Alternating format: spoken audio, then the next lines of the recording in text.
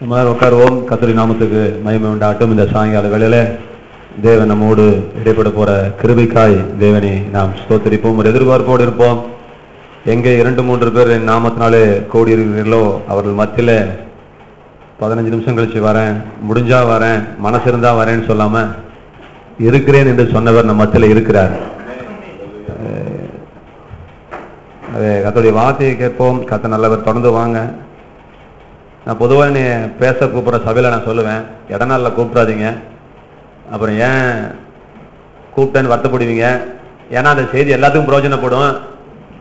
அந்த செய்தி எல்லாருக்குமே இப்போ கூட நான் தான் யோசிச்சுட்டு தான் இருந்தேன். இப்போ நம்ம கொடுக்குற செய்தி எல்லாருக்கும் பிரயோஜனப்படும். 4 பேர் தான் கேட்குறீங்க. இது எல்லாருக்கும் எப்படி போக வைக்கிறதுன்னு எனக்கு ஒரே யோசனை. இதனால சாயங்காலம் மீட்டிங் கூட கட் பண்ணிடலாமான்னு சொல்ல நாளைக்கு கூட அப்படின்னு யோசிச்சுட்டு இருந்தேன். என்ன செய்யலாம் அப்படின்னு. சரி, ரைட், இருக்கட்டும். வந்த நம்ம கேட்போம். கர்த்தர் நம்ம மூடி வெளிப்படுவாராக. சரி, காலையில் வெற்றி வாழ்க்கை குறித்து என்ன தலைப்பு என்ன கொடுத்தீங்க? வெற்றி வாழ்க்கை. வெற்றி வாழ்க்கை குறித்து காலையில் தியானித்து கொண்டிருந்தோம். ஆகவே அது ஒரு பெரிய விஷயம். அதை கற்றுக்கொள்ள வேண்டும். ஆண்டவர் நமக்கு வெற்றியை வாக்கு பண்ணியிருக்கிறார். அதை குறித்து காலையில் அவுட்லைன் தான் போட்டேன். பிரசங்கமெல்லாம் காலையில் பண்ணல, நேரம் இல்லாதனால. இப்பயும் 1 hour தான் இருக்குது. அதுக்குள்ளே நம்ம பேசி முடிப்போம். முகவரியாக வாசிக்க வேணா, நான் சில வசனங்களை சொல்லிடுறேன். யோவான் 8:32 சத்தியத்தையும் அறிவீர்கள், சத்தியம் உங்களை. 8:32 வாசிங்க. கரெக்டா எழுத்து விடாம வாசிங்க. ஏன்னா இந்த உம்முங்கிற வார்த்தை இருக்கான்னு பார்க்கணும். அதுல கும்மு இருக்கிற மாதிரி இங்க உம்மு இருக்கான்னு பார்க்கணும். இருக்கான்னு பாருங்க. அது இல்ல, போதும். அதான் கேட்டேன். சத்தியத்தை இல்லைங்க. அப்படி என்ன அர்த்தம்? ஐயா போதுங்க ஐயா. சத்தியத்தை அறிவீர்கள்ங்கிறதுக்கும் சத்தியத்தையும் அறிவீர்கள்ங்கிறதுக்கு என்ன வித்தியாசங்க ஐயா?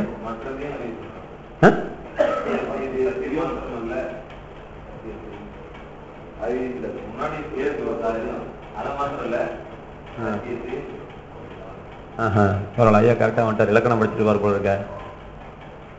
உங்களுக்கும் கொடுக்கப்படும் என்ன அர்த்தம்?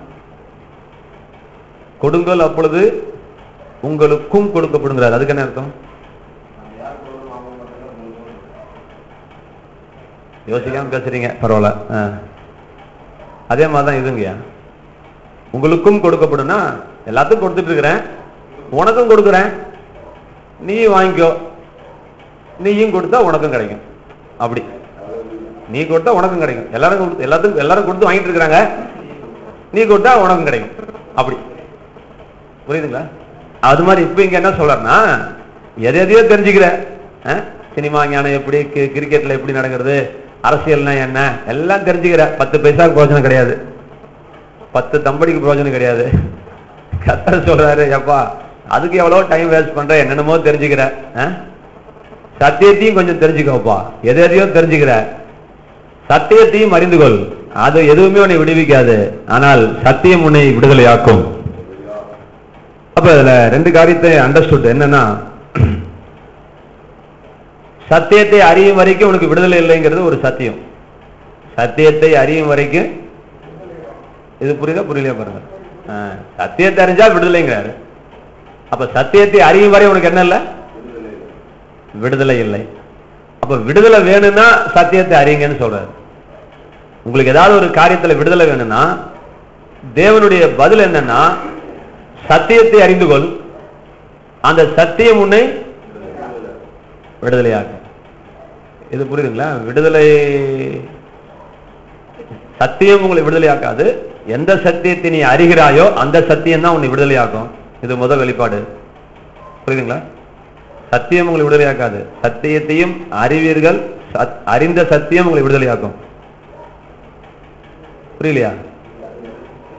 அது எந்த சத்தியமா? எந்த சத்தியத்தை நீங்க அறியறீங்களோ அந்த சத்தியம் உங்களை விடுதலையாக்கும். சும்மா படிச்சுட்டு போறதுனால விடுதலை கிடைக்காது. புரியுதுங்களா? சத்தியம் விடுதலையாக்குனா வீட்டுல எல்லாத்துக்கும் பைபிள் இருக்கு, தலையான சோடு. வசனம் கடற்கடன்னு ஒப்பிக்கிறதுக்கு ஆள் இருக்குது, அது அவனை விடுவிக்காது. அந்த சத்தியம் என்ன சொல்லுதுன்னு அதை அறியும் பொழுது, சத்தியத்தை அறியும் பொழுது நீ அறிந்த சத்தியம் உன்னை விடுதலையாக்கும். பைபிளுக்கு எல்லா சத்தியம் நமக்கு தெரியுங்களா? சீசர்களுக்கு இந்த வார்த்தையை சொன்னார், சத்தியத்தையும் அறிவீர்கள், சத்தியம் உங்களை விடுதலையாக்கும். அப்ப அதுல முதல் வெளிப்பாடு என்னன்னா, அதெல்லாம் நீங்க நோட்ஸ் மனசுல வச்சுக்கிட்டா தான் பின்னாடி பேச முடியும். சத்தியம் விடுவிக்காது, அறிந்த சத்தியம் நம்மை விடுதலையாக்கும். ஒண்ணு. ரெண்டாவது நீங்க விடுதலையாக்கப்படுறதுக்கு இப்ப சத்தியத்தை நீங்க இப்போ ஒரு சத்தியத்தை நீங்க அறியறீங்க. இன்னைக்கு ஒரு சத்தியத்தை நான் சொல்லித்தரேன், நீங்க கத்துக்கிறீங்க அப்படின்னா இந்த வசனத்தின் வெளிப்பாட்டுல பார்க்கும் பொழுது இந்த சத்தியத்தை அறியறதுக்கு முன்னாடி நீங்க கட்டில இருக்கிறீங்கன்னு அர்த்தம். சத்தியத்தை அறியறதுக்கு முன்னாடி அப்ப சத்தியம் வருது அப்படின்னா அந்த சத்தியம் உனக்கு விடுதலை ஆக்குது அப்படின்னா அந்த சத்தியம் வர வரைக்கும் நீ கட்டுக்குள்ள உட்கார்ந்துட்டு இருக்கிறீங்க. சரிங்களா? அப்ப இன்னொரு காரியத்தை பார்க்கும் பொழுது விடுதலை இல்லைன்னாவே நீ சத்தியத்தை அறியாமல் இருக்கிறன்னு அர்த்தம். சத்தியத்தை அறியும் வரைக்கும் விடுதலை இல்லைன்னு அர்த்தம் அப்படின்னு சொல்லுங்க. சத்தியத்தை அறியும் வரை உங்களுக்கு என்ன இல்லை? விடுதலை கிடையாது. அதுக்குரிய சத்தியத்துக்குள்ள வந்துடணும். நீங்க விடுதலை ஆகிறதுக்கு கர்த்தர் வச்சிருக்கிற தீர்வு சத்தியம் தான். நம்ம என்னென்னமோ நினைச்சிட்டு இருக்கிறோம். இல்ல இல்ல இல்ல, கர்த்தர் சொல்றாரு அதெல்லாம் கிடையாது, சத்தியம் தான் தீர்வு. உன் பிரச்சனைக்கு சத்தியம் தான், வசனம் தான் தீர்வுங்கிறாரு. ஆமென்னு சொல்லுங்களேன். அந்த தீர்வை கண்டுபிடி. அது எந்த வசனம், என்ன சத்தியம், என்னத்தை நான் அறிந்து கொள்ள வேண்டும். இப்ப சில உலக ஜனங்கள் நரகத்துக்கு போறாங்க. அவங்க என்ன காசிக்கு ராமேஸ்வரத்துக்கு போனாலும் விடுதலை கிடையாது. எப்ப விடுதலை? என்ன செஞ்சா விடுதலைங்கிற சத்தியத்தை அவங்க அறியும் போது, இயேசுவே வழிங்கிற அந்த சத்தியத்தை அறியும் பொழுதுதான் அவங்களுக்கு விடுதலை ஒழிய மற்றபடி எத்தனை குட்டிக்காரணம் போட்டாலும் அவங்களுக்குள்ள விடுதலை கிடைக்காது. அது அவர்களுக்கு மட்டுமல்ல, நமக்கும் அதுதான். நீங்க சத்தியத்தை அறிய அறியதான் உங்களுக்குள்ள விடுதலை வந்து கொண்டே இருக்கும். அப்ப பூர்ணமா நீங்க விடுவிக்கப்படலையா? விடுவிக்கப்பட்டிருந்தாலும் நீங்க இன்னும் அதை சத்தியத்தை பூர்ணமா அறியாததுனால நீங்க கட்டுக்குள் இருக்கிறீங்க. என் ஜனங்கள் அறிவில்லாமையால் சிறைப்பட்டு போகிறார்கள். என் ஜனங்கள் அறிவில்லாமையால் சிறைப்பிடிக்கப்பட்டு போகிறார்னு சொல்லல. சிறைப்பட்டு என் ஜனங்கள் அறிவில்லாமையால் சிறைப்பட்டு போகிறார்கள் அப்படின்னு சொன்னா இவங்களே போய் வாலியன்றே போய் உட்காந்துக்கிறது போல சொல்றார் ஆண்டவர். நான் உங்களை கொண்டு போய் அரெஸ்ட் பண்ணி வைக்கல, நீ உள்ளுக்குள்ள உட்காந்துட்டு இருக்கிற அப்படிங்கிற அர்த்தத்துல ஆண்டவர் சொல்றார். My people are gone into captivity அப்படிங்கிறார். Gone into captivity. இவங்க சிறைப்பட்டு போனார்கள், சிறைப்பட்டு போகிறார்கள் அப்படிங்கிற மாதிரி சொல்றார். ஆகவே சத்தியம் அது ரொம்ப ரொம்ப முக்கியமானது. ஆகவே சத்தியத்தை நீங்கள் தெரிந்து கொள்ளுங்கள். சத்தியம் உங்களை விடுதலையாகும். கேட்டுட்டு நீங்க மறந்துறதான் அதை விட பெரிய கொடுமையா இருக்குது. அந்த கொடுமைக்கு கர்த்தர் தான் பதில் சொல்லணும், நீங்களும் தான் பதில் சொல்லணும் பிற்காலத்துல. ஆகவே சத்தியத்தை தெரிந்து கொள்ளுங்கள். நிறுத்துங்க, மனசுல நிறுத்துங்க. 10 நிமிஷம் புரோஜனமில்லாத சத்தியத்தெல்லாம் கேட்கறோம். எங்க விசுவாசியிட்ட நான் கேட்பேன், மாட்டுக்கு கழனி தண்ணியில நிறைய தண்ணி விட்டு ஆட்டுறோம், அந்த மாடு தண்ணி குடிக்குமா? கழனி தண்ணி தெரியுங்களா? மாடு குடிக்கிறதுக்கு என்ன அது பேர் கழனி தண்ணி. எங்க ஊர் இங்க என்ன சொல்லுவீங்க? கஞ்சி தண்ணி. கஞ்சியை தான் ஊத்துறான், எல்லாத்தோட தண்ணி அதில் ஊத்துறான். எல்லாம் குக்கர்ல சமைச்சிட்டு இருக்காங்க. இப்ப அப்புறம் எப்படி கஞ்சி வரும்? அரிசி கல்லூரி தண்ணி, பழைய சாம்பார் தான் தெரியும். இப்ப அதுல நான் 4 குடம் தண்ணி ஊத்துறேன். இப்ப மாடு குடிக்குமா? என்ன செய்ய தெரியுங்களா உங்களுக்கு?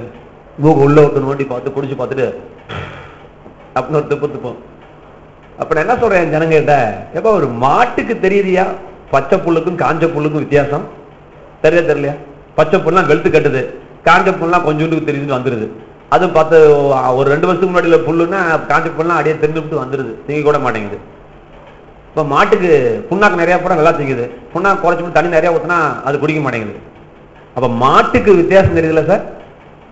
கழனி தண்ணி கஞ்சி தண்ணி இது தண்ணி கலந்துருக்கான் எஜமா அப்படின்னு தெரியுதா தெரியலையா? ஏங்க ஊழியக்காரங்களுக்கு தெரியல? ஏங்க விசுவாசிகளுக்கு தெரியல? ஒரு சத்தியத்தை கேட்கறீங்க, எல்லா சத்தியம் ஒண்ணு நினைச்சிட்டே இருக்கிறீங்க. எந்த சத்தியம் உங்களுக்கு விடுதலையாக்குன்னு தெரியாதா? உங்களுக்கு தெரிஞ்சதே மேடையில பேசிட்டு இருக்கிறாங்க, நம்ம ஆணு கேட்டுட்டு இருக்கிறோம். நமக்கு தெரிஞ்சதே மேடையில பேசிட்டு இருக்கிறோம்.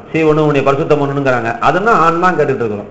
யாருக்கு தெரியாது பரிசுத்தமாகணுங்கிறது? எனக்கு ஒண்ணுமே புரியல. ஏன் பரிசுத்தத்தை பத்தி பேசுறாங்கன்னு எனக்கு ஒண்ணும் புரியல. நீங்க அப்படியே யோசிச்சு பாருங்க, கர்த்தர் எந்தெந்த பாடத்தை நடத்தினாரு? ஆதாமுக்கும் ஏவாளுக்கும் ஆதாம் எவ்வளவு உருவாக்கிட்டாரு, ரைட்டு. சாப்பிடாதனாரு, சாப்பிட்டாங்க, தப்புன்னு துரத்தியாச்சு.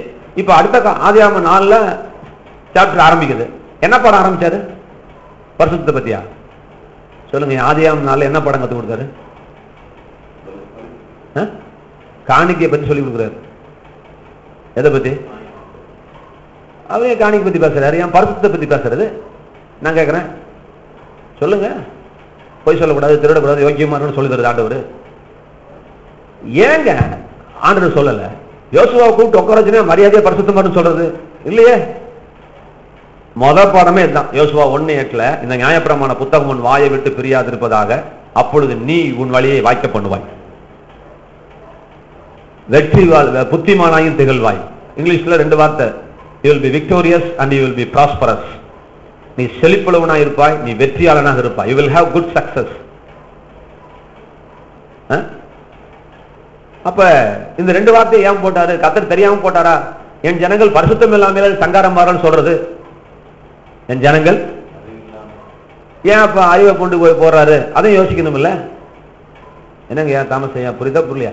அதாவது தேவன் எதற்கு எவ்வளவு முக்கியத்துவம் கொடுக்கிறாரோ அதற்கு நீங்களும் முக்கியத்துவம் கொடுக்க பழகுங்க. ஒரு வசனத்தை வியாக்கியானம் பண்ணும்போது இப்படிதான் பார்க்கணும். ஏன் வேற வார்த்தையை போடல ஆண்டவர்? ஏன் இந்த வார்த்தையை செலக்ட் பண்ணி போட்டிருக்கிறாரு? எதுக்கு முக்கியத்துவம் கொடுக்கிறாரு? வெளிப்பட்டு போன வாரம் எங்க சபையில பிரசங்கம் பண்ண, நரகத்துக்கு போறவங்க லிஸ்ட் எடுக்கிறாரு. நரகத்துக்கு போறவங்க லிஸ்ட், ஐயாவுக்கு ரொம்ப தூக்கமா இருக்கு, நீங்க ஒரு நாளைக்கு பாவம், ஒரு நாளைக்கு தூங்காதீங்க. நரகத்துக்கு போறவனுக்கு லிஸ்ட் எடுக்கிறாங்க ஆண்டவர். லிஸ்ட் எடுக்கும் பொழுது நல்லா கவனிங்க, ஆண்டவருக்கு 1, 2, 3 தெரியுமா தெரியாதா? பேசுங்க. 1, 2, 3 தெரியுமா தெரியாதா? அப்ப விக்கிரக ஆராதனைக்காரனும் விபச்சாரக்காரனும் 7வதா 8வதா போறான், தில்லி சூன்யக்காரனும் 5வதா போறான், அவிசுவாசி 2வதா போறான். யார் போறா தெரியுங்களா? பொய்யர் கடைசி, பொய்யர் அனைவரும், அப்படி முடியும் வசனம். பயப்படுகிறவர்கள். என்னங்க? பயப்படுகிறவர்கள். அப்ப ஏன் கர்த்தர் மறந்து போய் வாய்க்கு வந்தது சொன்னாரா? இல்ல, வாய்க்கு வந்ததெல்லாம் சொல்ல கிடையாது. கர்த்தருக்கு எதை முதல் சொல்லணும் தெரியும், எதை 2வது சொல்லணும் தெரியும், எதை 3வது சொல்லணும் அவருக்கு தெரியும். அப்ப ஏன் அந்த அந்த வார்த்தையை முதல் போடுறாரு? அதான் அதுக்குதான் கண்டுபிடிக்கணும். நான் அதெல்லாம் எதுக்கு சொல்ல வரேன்னா, பரிசுத்தம் பரிசுத்தம் பரிசுத்தனே பேசி பொழுது ஓட்டிட்டு இருக்கிறீங்க. உட்காந்து ஏசுசாமி பரிசுத்தத்தை பத்தி எத்தனை வார்த்தை பேசியிருக்காருன்னு ஒரு நாள் நோட்ஸ் எடுக்கலாம், பார்க்கலாம். ஏசுநாள் எவ்வளவு பிரசங்கம் பண்ணியிருக்காரு இல்லைங்க? பரிசுத்தத்தை பத்தி எவ்வளவு வார்த்தை பேசியிருக்கிறாரு, விசுவாசத்தை பத்தி எவ்வளவு வார்த்தை பேசியிருக்கிறாரு. பேலன்ஸா போகணும் நம்ம. அதுக்காக நான் விசுவாசம் பெருசுன்னு நான் சொல்லல. பரிசுத்தத்துக்கு முக்கியத்துவம் கொடுத்து கொடுத்து கொடுத்து கொடுத்து கொடுத்து கொடுத்து கொடுத்து என்ன ஆயிடுச்சு கடைசியா அப்படின்னா, என்ன ஆயிடுச்சு அப்படின்னா, பரிசுத்தம் இல்லாம பரலோகத்துக்கு போக முடியாத லெவலுக்கு வந்துட்டாங்க. பரிசுத்தம் இல்லைன்னா பரலோகத்துக்கு போக முடியாது அப்படின்னா உன் கிரியினாலும் நீ பரலோகத்துக்கு போக போறீங்க, அப்படிதானே? என்னையா சும்மா சொல்லுங்க, பேசலாம். உங்க கிரியினால் தான் பரலோகத்துக்கு போக போறீங்களா? நீங்கிட்ட பேசுங்க, பயமா இருக்கா? பரிசுத்தம் இல்லாமல் தேவனை ஒருவனும், அது அங்க இல்ல, இங்க அங்க இல்ல. ஆண்டோடைய வருகை சொல்லுது. பரிசுத்தம் இல்லாமல் தேவனை தரிசிப்பதில்லை என்கிறது ஆண்டோடைய வருகையை காட்டுகிற வார்த்தை அல்ல. புரியுதுங்களா? இப்ப பயந்து பயந்து பயந்து பயந்து பயந்து பயந்து பயந்து பயந்து ஏன்னா நம்மளாம் ரொம்ப யோக்கியமா இருக்கிறது போலவும், என்னதான் பரிசு வருகைக்கு தகுதி நீங்க சொல்றீங்க? பொய் சொல்லக்கூடாதுங்கிறீங்க, திருடக்கூடாதுங்கிறீங்களா? என்ன தகுதி நினைக்கிறீங்க? ரொம்ப சோதனையா, அட்டகாசமா கேட்டீங்க. அதை விட பெரிய வசனமே நிறைய இருக்குதுயா. கொலோசியர் 3 எடுங்க. கொலோசியர் 3 எடுங்களேன். அதுல 2, 3 வாசிங்க.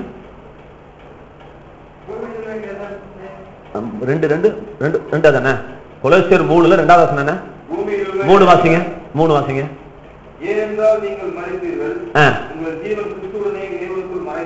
நல்லா கவனிங்கப்பா. இப்ப நம்ம எங்க சத்தமா சாவலியா?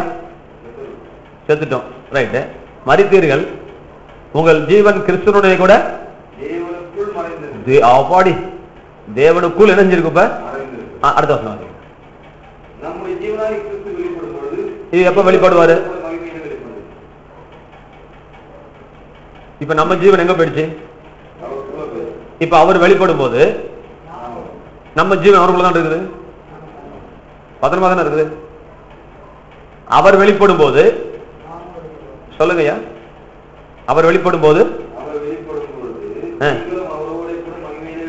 நிப்பாட்டுங்க. இதுக்கு என்ன அர்த்தம்? வெளிப்படுவோமா வெளிப்பட மாட்டீங்களா? இல்ல பாதி பேர் வெளிப்படுவீங்க, முக்காவாசி பேர் வெளிப்பட மாட்டீங்கன்னு சொன்னாரா? அதாவது வசனத்தை தயவு செய்து கூட்டுறதுக்கு பயப்படுங்க, குறைக்கிறதுக்கும் பயப்படுங்க. நான் அதான் சொல்றேன், கர்த்தரை விட ரொம்ப பரிசுத்தமானா போயிடாதீங்க. மிஞ்சின நீதிமானா இருந்தால் காலத்துக்கு முன்னே செத்துப்பிடின்னு சொல்லியிருக்காரு. மிஞ்சின நீதிமானாக இருந்தால் காலத்துக்கு முன்னே செத்து போவ என்று கர்த்தர் சொல்லியிருக்காரு. அதனால சீக்கிரம் சாவாதீங்க. மிஞ்சின நீதினா என்ன அர்த்தம்னா, கர்த்தர் சொன்ன யோகியதையை காட்டிலும், கர்த்தர் சொன்ன பரிசுத்தத்தை காட்டிலும் நீங்க ஒரு பரிசுத்தம் போடுறீங்க பாத்தீங்களா. நான் 41 நாள் பாசிங் போடுறேங்க, இது ஒரு பெரிய இது ஒரு பரிசுத்தம். கர்த்தர் சொன்ன ஒரு நீதியை விட இன்னொரு நீதியை கொண்டாந்து உள்ளுக்குள்ள உள்ள விட்டு ஆட்டாதீங்க. புரியுங்களா? இப்ப அவர் என்ன சொல்றாருன்னு கேளுங்க. ஏன் இந்த வசனத்துக்கு மேல அர்த்தம் சொல்லுங்க. உங்கள் ஜீவன் தேவனுக்குள் மறைந்திருக்கிறது, அவர் வெளிப்படும் போது நீங்களும் அவரோடு கூட மகிமையிலே வெளிப்படுவீர்கள். ராமன் சொல்லுங்களேன். இல்லைங்க, வெளிப்படுமா வெளிப்பட மாட்டோமா? சரி, அடுத்த வசனம். ஆஹா, கவனிக்கணும். ஆகையால் விபச்சாரம், வேசித்தனம், அசுத்தம், மோகம் இவையில உண்டு கொடுக்கிற உங்கள் அவயங்களே அப்பா. அப்போ விபச்சாரம் பண்ணக்கூடாது, தப்பு பண்ணக்கூடாது, தப்பு பண்ற வரைக்கு போக கூடாதுன்னு சொல்ற மாதிரி தானே தெரியுது. சொல்ற மாதிரி தானே தெரியுது. என்னங்க, அது அப்படி சொல்லல, அது அப்படி சொல்லல. நான் புரிய வைக்கிறேன் பாருங்க. அதே படிக்காதீங்க, நான் தான் புரிய வச்ச பிறகு அப்புறம் படிங்க. எத்தனையோ இதுல படிச்ச வசனம் தானே. இவ்வளவு கிறுக்கு இருக்கிறீங்க பைபிள்ல பார்த்தாதா. இப்ப நான் சொல்றதை போட்டு மடையில போட்டு இருக்குங்க. பாருங்க, நான் கலெக்டர், நீங்க திருவள்ளூர்ல எம்எல்ஏவா இருக்கீங்க, அப்படி வார்த்தை வச்சுக்கலாம். ஒரு ஏரியால எம்எல்ஏ, நான் கலெக்டர் வரேன், புரியுதுங்களா? நான் உங்க ஊரை விசிட் பண்ண போறேன். அல்லது எம்எல்ஏ, நீங்க எம்எல்ஏ ஒரு ஏரியாவுக்கு போறீங்க, அங்க இருக்கிற வார்டு மெம்பர்லாம் சொல்றீங்க ஏரியாவை சுத்தம் பண்ணி வச்சிரு, நான் வரப்போறேன், அதனால ஏரியாலாம் எப்படி இருக்கணும்? சுத்தமா இருக்கணும். எப்படி இருக்கணும்? வார்த்தை கவனிங்க. நான் வரப்போறேன், அதனால உங்க ஏரியா எப்படி இருக்கணும்? இப்ப என் கேள்வி, இப்ப இன்னொரு வார்த்தை சொல்றேன், சுத்தமா இருந்தாதான் நான் வரப்போறேன். இதுக்கு வித்தியாசம் இருக்கா இல்லையா? சொல்லுங்க ஐயா. சுத்தமா இருந்தாதான் நான் வருவேன் அப்படிங்கிறதுக்கும், நான் வரப்போறேன் அதனால சுத்தமா இரு அப்படிங்கிறதுக்கு வித்தியாசம் இருக்கா இல்லையா? இருக்கா இல்லையா? எனக்கெல்லாம் சொல்லக்கூடாது. தைரியம் பேசுங்க சார். லேட் எடுத்துக்கதே 40 நிமிஷம் தான். சீக்கிரம் பேசுங்க. இல்லைன்னா இல்லைன்னு சொல்லுங்க, இருக்குன்னா இருக்குன்னு சொல்லுங்க. நான் புரிய வைக்கிறேன். வித்தியாசம் தெரியலையா? அப்புறம் என்ன வித்தியாசம் இருக்குல்ல, அதுக்குள்ள வாங்க. போது நீங்க ஆண்டவர் என்ன சொன்னாரு? நீ யோகியமா இருந்தா நான் வருவேன்னு சொல்லல, நான் வரப்போறேன் நீ யோகியமா இருந்தாரு. புரியுதுங்களா? கலெக்டர் வர போறாரு, எம்எல்ஏ வராரு, இங்க தெருவில் சுத்தம், அதனால சுத்தமாயின்னு சொன்னாரு. நான் குப்பையை கொண்டு நடு ரோட்ல வச்சிருக்கிறேன். அவர் அப்படியே போயிட்டு வருவாரா? அதான் வரேன்னு சொல்லிட்டாரு. வர மாட்டாரா? அதான் வரேன்ட்டானே. சுத்தமா வச்சிருக்காது உன் பொறுப்பு. நான் வரப்போறேன், நீ சுத்தமா வச்சு. ஆனா நான் வருவேன், நான் வரும்போது நீங்களும் வருவீங்க, மகிமையிலே வெளிப்படுவீர்கள். ஆமேன்னு சொல்லுங்களேன். என்ன சார்? 1 Corinthians 11:32. இது ஏற்கனவே பிரசங்கம் பண்ணிட்டேன், உங்களுக்கு மறுபடியும். இது என் பிரசங்கமே இல்லை. வெற்றி வாழ்க்கையை விட்டு இப்ப முடிவு வாழ்க்கைக்கு போயிட்டோம். சரி, பரவாயில்ல. 1 Corinthians 11:32.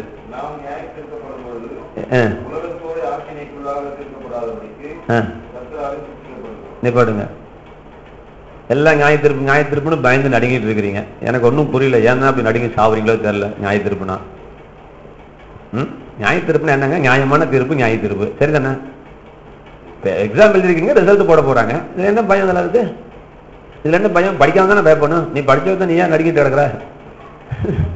ஒன்றும் பிரச்சனை இல்லை. உடனே நியாயத்திருப்புனா நம்ம கண்ணுக்கு முன்னாடி வருது செருப்பொடி, வழக்கமா தடி, அக்கினி, கந்தகம், இதுதான் ஞாபகத்துக்கு வருது. வெளியே ஃபர்ஸ்ட் கிளாஸ்ல மார்க் வாங்கி தலையில கப்பு வைக்கிற மாதிரி பார்க்க மாட்டேங்கிறீங்க. என்னங்க புரியுதா புரியலையா? நியாயமான தீர்ப்பு தானே, ஏன் பயப்படுறீங்க? ரிசல்ட் போடுறாரு கர்த்தர். ஓகே, உலகத்தோட நாம் ஆக்கினைக்குள்ளாக தீர்க்கப்படாதபடிக்கு. என்ன உலகம்? ரட்சிக்கப்படாத உலகம் இல்லையா? அவனை கொண்டு வெள்ள சிங்காசன நியாயத்திருப்புல கொண்டு போய் நரகத்தை தள்ள போறாரு. அக்னியும் கண்ணன் 2 மரத்துல போட போறாரு. ஓகே, உனக்கு என்ன நியாயத்திருப்பு? உனக்கு புதிய பூமியில் புதிய விஷயம் தள்ள போறாரு. சரியாதப்பா? ரைட்டு. அங்க நீ நரகத்துக்கு போகலாங்கிறதுக்காக இந்த பூமியில நான் உன்னை ஒண்ணு செய்யறேன். என்னது? சிச்சை. ஹலோ, சிச்சை எதுக்கு? இங்கேயும் வழக்க மாதிரி அங்கேயும் வழக்க மாதிரியா? என்ன சார் கொடுமையா இருக்குது? அங்க விளக்கமா தடி படக்கூடாது, அங்க காரி தூணு துப்ப கூடாதுன்னா இங்கேயே துப்ப வச்சுட்டு இருக்காரு நம்மள. நீதிமொழிகள் 11:31 என்ன வாச்சோம்? இதோ அப்படின்னா கவனின்னு அர்த்தம். நீதிமானுக்கு பூமியிலே சரி கட்டப்படுமே. எங்கங்க? பூமியிலே சரி கட்டப்படுமே. என்னங்க ஐயா? எங்க நமக்கு சரி கட்டுறாரு? அப்புறம் அங்க சரி கட்டுறாரு. வருகைக்கு போக மாட்டோம், வருகைக்கு போவானா தெரியல, வருகைக்கு இவன் வருவானா தெரியல, வருகைக்கு அவன் வருவானா தெரியல, நம்ம பேச்சு ஏன் குசும்பா இருக்குது? ஏன்னா அந்த பரிசுத்தத்தில் ஆரம்பிச்சது. இப்ப நீங்க வேற வருஷம் சொல்ல வரீங்க சொல்லுங்க, நான் தெரிஞ்சுக்கிறேன். டவுட்னா கேளுங்க, நான் பதில் சொல்றேன். அதான் தெரியல. நீதிமொழிகள் 11:31, 1 Corinthians 11:32 ரெண்டு. அதான் இது 11:31, அது 11:32, அவ்வளவுதான். 1 Corinthians 15 வாசிக்கும் போது இதோ ரகசியத்தை அறிவிக்கிறேன், நாம் எல்லாரும் ஒரு இமைப்பொழுதுல மறுரூபமாக போவோம். என்னங்கய்யா? அது வச்சிருக்கீங்களா? எத்தனை பேர்? 199 பேர் போக போறோமா? எத்தனை பேர் போக போறோம்? நாம் எல்லாரும். சொல்லுங்க. இல்லைங்க, அதெல்லாம் சும்மா சொல்லாதீங்க. அது எப்படிங்க எல்லாரும் போக முடியும்? அப்ப நீ கத்தரோட பெரியாளா? ஹலோ, இல்ல என்ன நினைச்சிட்டு பேசுறீங்க நீங்க? கத்தருக்கே பாடமா? திருநெல்வேலிக்கு அல்வாவா? சூரியனுக்கே டார்ச் அடிக்கிறீங்களோ? அவரு சொல்றாரு நாம் எல்லாரும் இல்ல, தூங்கி போட்டு எழுதிட்டாரு. நாம் எல்லாரும் நான் அப்படி அர்த்தம் கிடையாது. ஒழுங்கா உத்தமமா இருக்கிறவர்களை சொல்லுகிறார். அப்படியா? நாம் எல்லாரும் மறுரூபப்படுவோம் அப்படிங்கிறார். சொன்னாரா? கொரிந்திய சபையில் உள்ள விசுவாசிகளுக்கு அபிஷேகத்தனம் பண்ற அத்தனை பேத்துக்குமே. சரிங்களா? பிலிப்பியர் 1:11 வாசிச்சிருக்கீங்களா? வாசிங்க பிலிப்பியர் 1:11. என்ன அரைகுறையா விட்டா பேய் 2-3 வருஷத்துக்கு காமிச்சிருவோம். பிலிப்பியர் 1:11 சீக்கிரம் வாசிங்க. வாசிங்க. நிப்பாட்டுங்க. அப்ப கிறிஸ்துவின் நாள் என்னது? எத்தனாவது வருக? இரண்டாம் வருகை வேற, ரகசிய வருகை வேற. சாவடிக்காதீங்க நம்மளை போட்டு. ஒருத்தவங்களுக்கும் தெரிய மாட்டேங்குது. இரண்டாம் வருகைக்கு ஆயத்தமா, அவர் எப்போதும் வரலாம், ஆயத்தமா ஆயத்தமா பாடுறாரு. அதுவே தப்பு.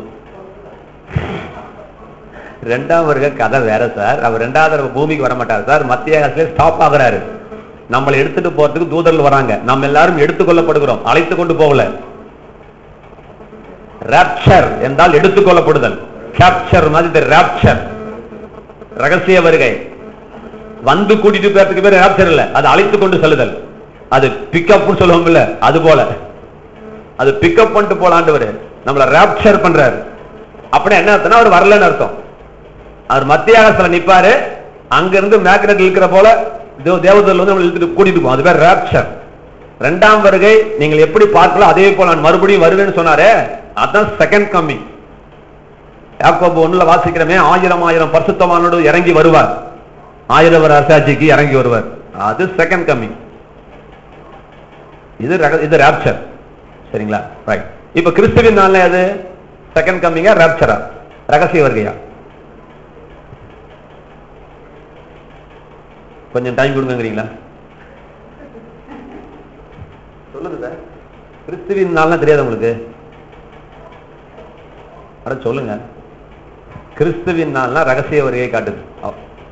எதுங்க? கிறிஸ்துவின் நாளுக்கு என்று துப்புரவானவர்கள் இடலற்றமா இருக்கிறாரு. செத்து பண்ண பிறகு பரலோகத்துல அது இல்ல தானே? அதோட முடிதல கதை நம்ம எடுத்துக்கொள்ள போறோம்ல. புரியுதுங்களா புரியலீங்களா? கிறிஸ்துவின் நாளுக்கு என்று துப்புரவானவர்களும் இடலற்றலுமாய் இவர் வேண்டுதல் செய்யறாருப்பா, நமக்கா பவுல் ஜெபம் பண்றாரு.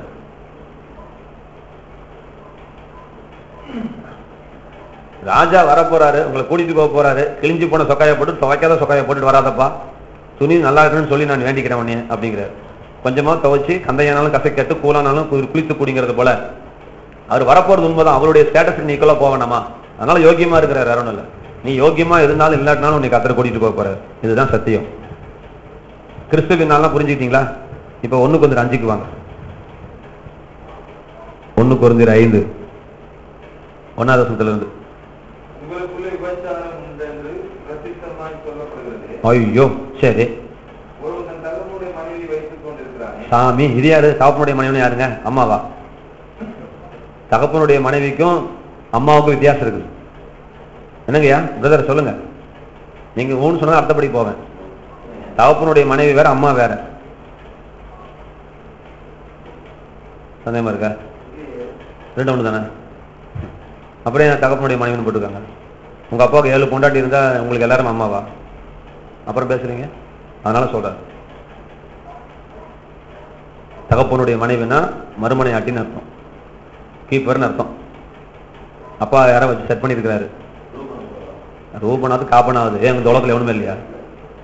திருவள்ளூர்ல யாரும் இல்லையா? ஏன் ரூபனுக்கு போயிட்டீங்க? சரி ரைட்டு. அந்த ஸ்டோரி இல்ல, இது புதிய ஏற்பாட்டு ஸ்டோரி, அப்படி வச்சுக்கலாம். கரெக்ட். தகப்பனுடைய மனைவி வாசிங்க.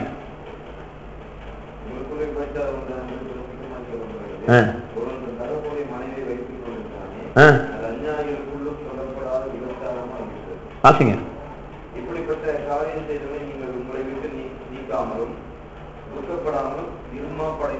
சரி 5 வாசிங்க. நிப்பாட்டுங்க நிப்பாட்டுங்க நிப்பாட்டுங்க. எப்படிப்பட்டனுடைய ஆவி? அப்பா தன் தாயின் தகப்பனுடைய மனைவியை வைத்திருக்கிறவனுடைய அப்படிப்பட்டவனுடைய ஆவி. என்னங்க தாமசையா வாசிங்க. அப்படிப்பட்டவனுடைய ஆவி என்ன ஆகணுமா? நிப்பாட்டுங்க. நிப்பாட்டி நிப்பாட்டி போவோம், எக்ஸ்பிரஸ் மாதிரி போவோம். கர்த்தராகிய இயேசு கிறிஸ்து நாளில இப்ப ஆண்டுடைய வருகையில உங்க உடம்பு ரட்சிக்கப்பட போதா, எது ரட்சிக்கப்பட போகுது? ஆவி அப்படின்னு சொல்றாரு. ஆவிதான் ரட்சிக்கப்பட போகுது. சரீரம் வந்து மண்ணோட மண்ணா குப்பியோட குப்பியோ போய் மறுரூபம் ஆயிடுச்சு. அது ஒன்றுத்துக்கு ஆகுது, அவ்வளவுதான், உங்களுக்கு முடிஞ்சிச்சு. அப்ப நம்ம போறது நம்ம உள்ளான மனுஷன் அல்லது ஆவி மனுஷன் தான் போக போறோம். ரைட்டுங்களா? கர்த்தராகிய இயேசு கிறிஸ்து அப்படிப்பட்டனுடைய ஆவி, வார்த்தை கவனிங்க, அப்படிப்பட்டனுடைய ஆவி கர்த்தராகிய இயேசு கிறிஸ்துனாலே ரட்சிக்கப்படும்படிக்கு. என்னங்க? ரட்சிக்கப்படும்படிக்கு அப்படின்னா என்ன அர்த்தம்? ஆண்டுடைய வருகைலாம் வரணும், சரியா? வரும்படிக்கு நான் ஒரு காரியம் செய்யறேன். என்னது?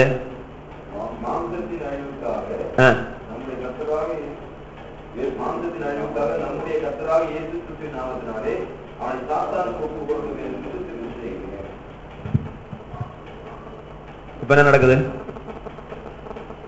இப்ப எது அழியறதுக்காக ஒப்பு கொடுக்கிறாரு? ஏன் அழியணும்? ஏன் அழியணும்? காரணம் சொல்றாருங்க, கரெக்டா சொல்லுங்க. காரணம் அதல்ல, இவன் வருகைக்கு போகணும். பாயிண்ட்டுக்கு வாங்க, அதான் வருக. இவன் ஆதி ரட்சிக்கப்படணும், இவன் வருகைக்கு வந்து சேரணும், வருகைக்கு வந்து சேரணும். அதனால அவன் சரீரமே அழிஞ்சாலும் பரவாயில்ல, அழியட்டும். ஆனா இவர் எங்க வரணும்? சரிங்களா? அவருக்கு நம்ம மனைவிங்க. நம்ம யாருங்க? ஆண்டவருக்கு நம்ம யாரு? டைவர்ஸ் அவர் பண்ணுவாரா? இல்ல சொல்லுங்க, எனக்கு தெரியல. அப்புறம் விட்டுட்டு போவாரு. இந்த சென்ஸ் புரியுதா? இது பைபிள்ல இருந்து நான் நேரடியா சொல்ல, நான் டைரக்டா போறேன். அவர் நம்மள மனைவின்னு சொல்றாரு. இப்ப நம்ம 4 பேர் 5 பேர் மனைவிங்க. நீங்க 3 பேர் வரைக்கும் போறீங்க, நாங்க 2 பேர் கீழே விட்டுறோம்னா அதுக்கு என்ன அர்த்தம்? இப்ப நீ விட்டுட்டு தானே போயிட்ட, நீ டைவர்ஸ் தானே பண்ணிட்ட. இல்ல சொல்லுங்க, இல்ல என்ன அர்த்தம்? எடுத்துக்கொள்ளப்பட்டவதான் பொண்டாட்டி, அது தெரிஞ்சுக்கோங்க. விட்டுட்டு போனவ பொண்டாட்டி கிடையாது. அதை ஏற்கனவே சொல்லியிருக்கிறேன். கல்யாண விருந்துக்கு அழைக்கப்பட்டவர்கள் பாக்கியவான்கள். ஆட்டுக்குட்டியனுடைய கல்யாணம் வந்தது, ஆட்டுக்குட்டியனுடைய மனைவி தன்னை திருமணத்துக்கு ஆயத்தம் பண்ணினால் திருமண விருந்துக்கு அழைக்கப்பட்டவர்கள் பாக்கியவான்கள் என்று எழுது. அப்ப மனைவி யாரு, விருந்துக்கு வரவன் யாரு? இப்ப 2 குரூப் இருக்குல்ல, 2 குரூப் இருக்கா? வருகைக்கு எடுத்துக்கொள்ளப்படுற ஒருத்தி தான் என் புறாவோ என் உத்தமியோ ஒருத்தியங்கிறார். எத்தனை பேரு? ஒருத்தி தான் உத்தமி, ஒருத்தி தான் பொண்டாட்டி. சரிங்களா? அப்ப வருகைக்கு எவன் எடுத்துக்கொள்ளப்படுறானோ அவன் தான் பொண்டாட்டி. மற்றவெல்லாம் சோர்த்திங்க வர பசங்க வேடிக்கை பக்கம் தான் வந்து சேருவானுங்க கல்யாணத்தை. அவன் பொண்டாட்டி ஆக முடியாது கர்த்தருக்கு. புரியுதுங்களா? அப்படிங்கிறப்ப உங்களை எப்படி விட்டுட்டு போவாரு? இல்லைன்னா நீங்க பொண்டாட்டி ஆக முடியாது. பொண்டாட்டி எப்படி டைவர்ஸ் பண்ணுவாங்க? மூஞ்சி கழுவி தூக்கணும், நானே செய்ய முடியும். எழுப்பிவிடுங்கப்பா, உதவி செய்யுங்க. உங்களுக்காக தான் கூட்டம் நடத்துறாரு, நீங்க அவரை கொஞ்சம் எழுப்பிவிடக்கூடாதான். டயர்ட் ஆயிட்டாரு பாவம். கொஞ்சம் மதியானம் தூங்கிருக்கலாம், தூங்கல போல இருக்கு.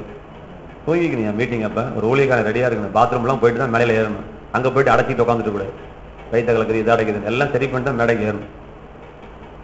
சரி, அதை பழகிக்கணும். மீட்டிங் கிளாஸ் முன்னாடி யூரின் போறதும் போயிட்டு வந்து வராட்டா கூட போயிட்டு வந்துடணும். 5 நிமிஷம் கலக்கும் பாருங்க, ஐயோன்னு. அப்பெல்லாம் போயிட்டு கூடாது, தூங்கிக்கணும். நீங்க நடத்துறீங்க, நம்ம தூங்கிட்டு இருக்க கூடாது. சரி ரைட், கவனிப்போம். என்ன பேசிட்டு இருந்தீங்க? நான் சொல்றது ஐயா கான்செப்ட் புரியுதா புரியலீங்களா? அவர் விட்டுட்டு போயிட்டாருன்னா பொண்டாட்டி கிடையாது. அவருடைய சரீரமாக நம்ம இயேசு கிறிஸ்து என்னைக்கு தெய்வம் ஏற்றுக்கொள்றோமோ அவருடைய சரீரத்துக்குள்ளாக நாம் ஞானஸ்நானம் பண்ணப்படுகிறோம். ஒரே ஆவிக்குள்ளாக தாகம் தீர்க்கப்பட்டோம். அவருடைய சரீரத்துக்குள்ள நம்ம போய் ஒட்டிக்கிட்டோம், அவ்வளவுதான். இப்போ அதுக்கப்புறம் பிரியுறதுங்கெல்லாம் நடக்காத கதை. எப்ப பிரியறாங்க அப்படின்னா ஒரு சான்ஸ் தராது கர்த்தர். இயேசு தெய்வம் இல்லைன்னு என்னைக்கு நீ சொல்றியோ அன்னைக்கு நீ ஆட்டோமேட்டிக்கா நீ வெளியே போற. அது வரைக்கும் நீங்க அவருக்கு பொண்டாட்டி தான். என்னங்க, உங்க பையன் திருடுறான், கொலை செய்யறான், விபச்சாரம் பண்றான், இப்ப அவன் யாரு உங்களுக்கு? கரெக்டா சொல்லுங்க. என்னங்க, திருடுறான், கொலை செஞ்சிடாயா, 15 பொம்பளை கெடுத்துட்டாயா, இப்ப அப்புறம் அது என்ன, அப்புறம் மாத்திரம் பொண்டாட்டி மாத்திரம் மாறிடுவாளா? என்னங்க பேசுறீங்க சார்? உறவு ஐக்கியம் கெடு சார். உறவு இருக்க முடியாது, ஐக்கியத்தை இருக்கலாம். ஒரே புருஷன் ஒரே பெட்ல பொண்டாட்டி அங்க திரும்பி படுக்கலாம், புருஷன் இப்படி திரும்பி படுக்கலாம், 15 வருஷம் பேசாம இருக்கலாம்.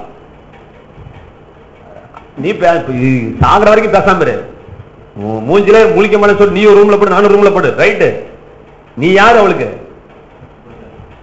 அது இன்னும் இருக்குல்ல, அதா இருக்க முடியாது. அது கோர்ட்ல போய் அர்த்தாதான். புரியுங்களா? ஃபெலோஷிப் கட் ஆகலாங்க, ரிலேஷன்ஷிப் கட் ஆகாது. புரியுதுங்களா ஐயா?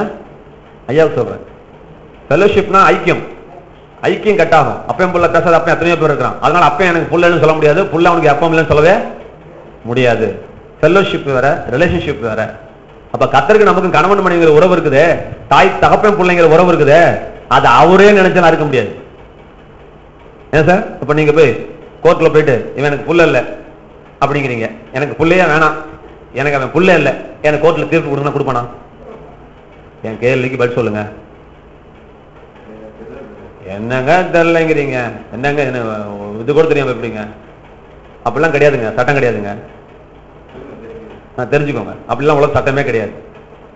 உங்க மகனும் நீங்களும் 2 பேரும் போய் எனக்கு அவன் அப்பன் கிடையாது, எனக்கு புள்ள கிடையாது, உன் சொத்துல நான் பங்கு கேட்கலன்னு சொல்லிட்டு அந்த விடுதலை பத்திரம்னு ஒரு பத்திரம் இருக்குது, அதுல போய் ஸ்டாம்ப் போட்டி கையில் தொட்டி வீட்டு பத்திரம் பதிவு பண்ற மாதிரி பதிவு பண்ணாதான் உங்க அப்பனுக்கும் பிள்ளைக்கு இருக்கிற உறவு இருக்குது. அது வரைக்கும் அறுக்கப்படாது.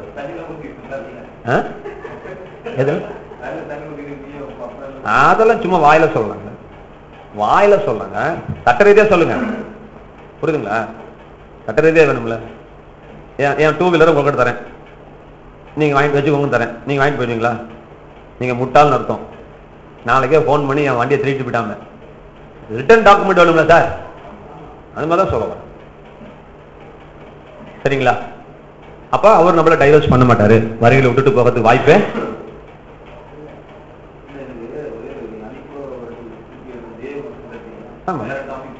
எங்க வேணா போலாம், சொல்லுங்க.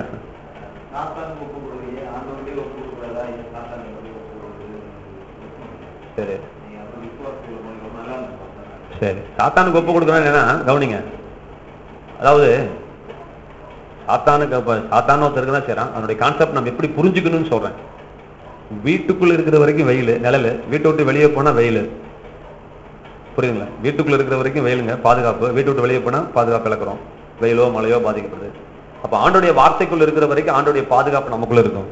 ஆண்டோடைய வார்த்தையை விட்டு நீ வெளியே போகும்போது அங்க ஒருத்தர் ரெடியா ஒருத்தர் இருக்கிறான், பிசாசுங்கிறவன், சாத்தான்கிறவன். அவன் உன்னை எப்படி நொங்க எடுக்கணுமோ அப்படி நொங்க எடுக்கிறதுக்கு அவன் ஆசையா இருக்கான். அப்பயும் அவன் இஷ்டத்துக்கு தேவன் ஒப்பு கொடுக்கல, ஒரு லிமிட்டுக்குள்ள ஆண்டவர் ஒப்பு கொடுக்குறாரு.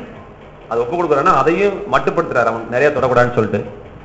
அப்ப அவன் ரெண்டாவது இது இதுதான் பூமியில நியாயமான தீர்ப்பு, இதோ நீதிமானுக்கு பூமியிலே சரி கட்டப்படுமே. அதுவும் ஏன் கர்த்தர் செய்யறாருன்னா நல்லா புரிஞ்சுக்கோங்க. இதனுடைய ஒரே ஒரு கருத்து என்ன சொல்றேன்னா, நான் விபச்சாரம் பண்ணிட்டு இருக்கேன், மன்னிப்பு கேட்கறேன், விபச்சாரம் பண்றேன், மன்னிப்பு கேட்கறேன், விபச்சாரம் பண்றேன். கர்த்தர் பாக்குறாரு, இவனை எப்படியோ விட்டா அவன் திருந்த மாட்டான் அப்படின்ட்டு. புரியுதுங்களா? என் 2 கையும் 2 கால் இழுக்க வைக்கிறாரு. இப்ப கை கால் இழுத்துக்கிட்டாச்சு. இப்ப நான் கர்த்தர்ட்ட மன்னிப்பு கேட்கறேன். இப்ப நான் தப்புன்னு போக முடியுமா? நான் அப்பயும் என்னை வண்டியில உட்காந்து காசை கொடுத்து என்னை வண்டியில் தூக்கி வச்சுட்டு அந்த பொம்பளை தூக்கிட்டு போடாங்கிறேன். சரி தூக்கிட்டு போறேன், ரைட்டுங்களா? அப்போ உன்னை கர்த்தர் அடிக்கவும் ரெடியா இருக்கிற ஒரு வார்த்தை சொல்லுவார். அப்போ உன்னை கர்த்தர் சுத்தமா அடிச்சாலும் அப்புறம் படுத்தி ஆகி 2 கை 2 காலம் வரல, சுண்டு வரல கூட ஆட்டம் பண்ணல. இப்ப என்ன செய்ய போற? எந்த பொம்பளை தொட போற? சாத்தான் தான் செய்யறோம். சாத்தானுக்கு ஒப்பு கொடுக்குறாரு, அவங்க கையில ஒப்பு கொடுத்துறாரு. அவன் திருடன் தாங்க, திருடவும் கொல்லவும் அழிக்கவும் வருவான். கர்த்தருக்கு வேலை அழிக்கிறதோ செருப்பால் அடிக்கிற வேலை அவர்கிட்ட கிடையாது. சாத்தான் கிட்ட நம்ம ரட்சிச்சா நீ பண்ற தப்புக்கு தண்டனை எப்படி வாங்கிக்குவேன்? நீ பண்ணிக்கிட்டே இருந்தா, நீ தப்பு பண்ணிக்கிட்டே இருந்தா, நீ இயேசுக்கு ரத்தத்தை காலின் கீழ போட்டு மேய்ச்சிக்கிட்டே இருந்தா பார்த்துட்டே இருப்பான். அப்ப அங்க வசனம் என்ன சொல்லுது? திருடர்களை திருடர்களை பட்சிக்கும் கோபாக்கினி தான் இருக்கும் அப்படின்னு நாங்க சொல்றாரு. அப்ப நீ பண்ணிக்கிட்டே இருந்தா அதுக்கு என்ன செய்யறது? சில சிக்ஷைகள் வரத்தான் செய்யும். நல்லா புரிஞ்சுக்கணும். சில சிக்ஷையை நான் கொடுக்குறேன், நீ திருந்திட்டா பிரச்சனை இல்லை. திருந்தாலுங்க பட்சத்துல உன் சரீரத்திலேயே கை வைக்கிறதா அப்படிதான் வரும். வேற வழி இல்லை. நீ தான் தொடர்ந்து பண்ணிக்கிட்டே இருக்கே. அது தவிர நான் உன்னை வரையில விட்டு போக முடியாது, உன்னை டைவர்ஸ் நான் பண்ண முடியாது. அதே டயத்துல நீ விபச்சாரக்காரனா நான் கூட்டிட்டு போக முடியாது.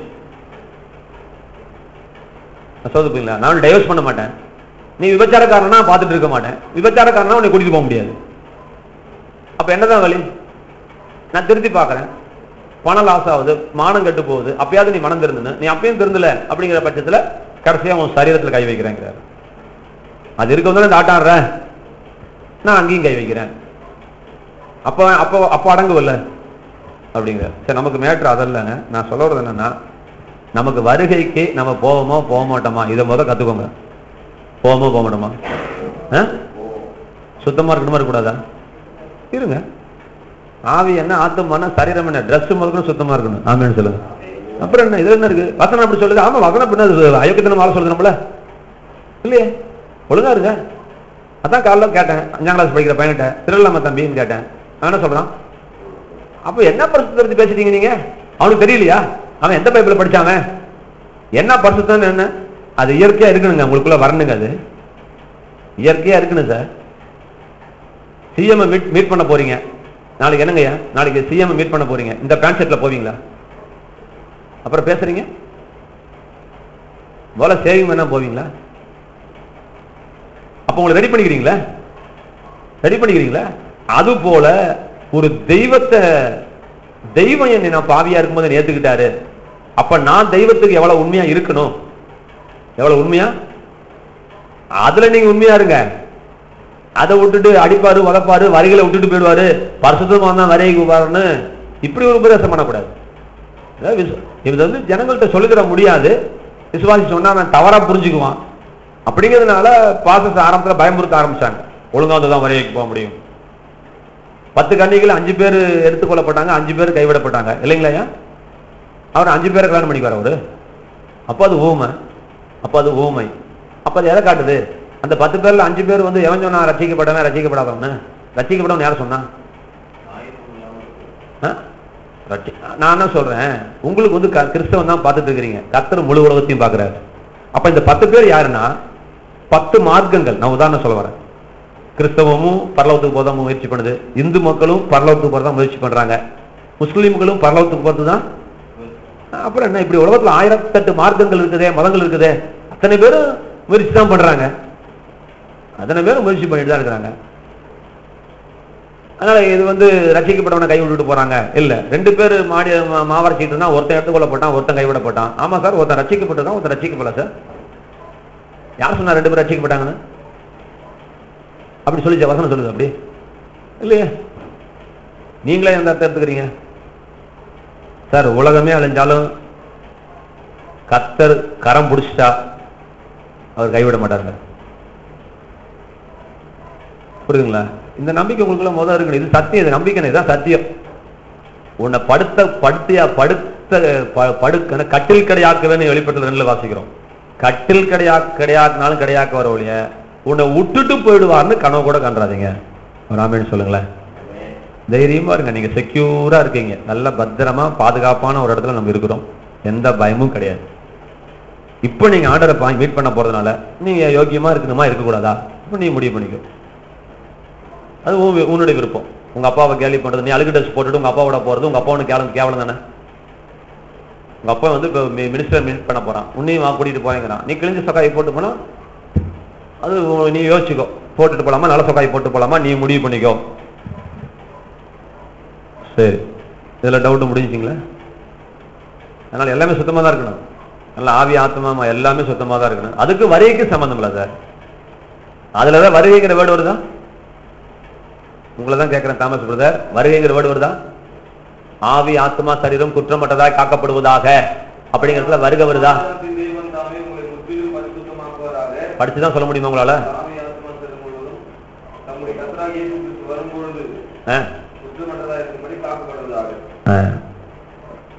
ரைட்டு, வரும் பொழுது. இப்போ நான் திரும்பி அதை தான் சொல்றேன். குற்றம்பட்டதா காக்கப்பட்டதான் அவர் வரிகளை போன்னு சொல்லியிருக்குதா? இது கொலேசியர் 3 போதான். கொலேசியர் 3 மாதிரி தான் இது. அவர் வரப்போறாரு, நீ சுத்தமா வச்சுக்கோ. புரியுதுங்களா? அவர் வரப்போறாரு, நீ சுத்தமா வச்சுக்கோ. சுத்தமா இருந்தா வரப்போறான்னு சொல்லல. குற்றமற்றதா இருந்தாதான் அவர் வருவாருன்னு சொல்லல. எப்படிங்க சொல்லுது வசனம்?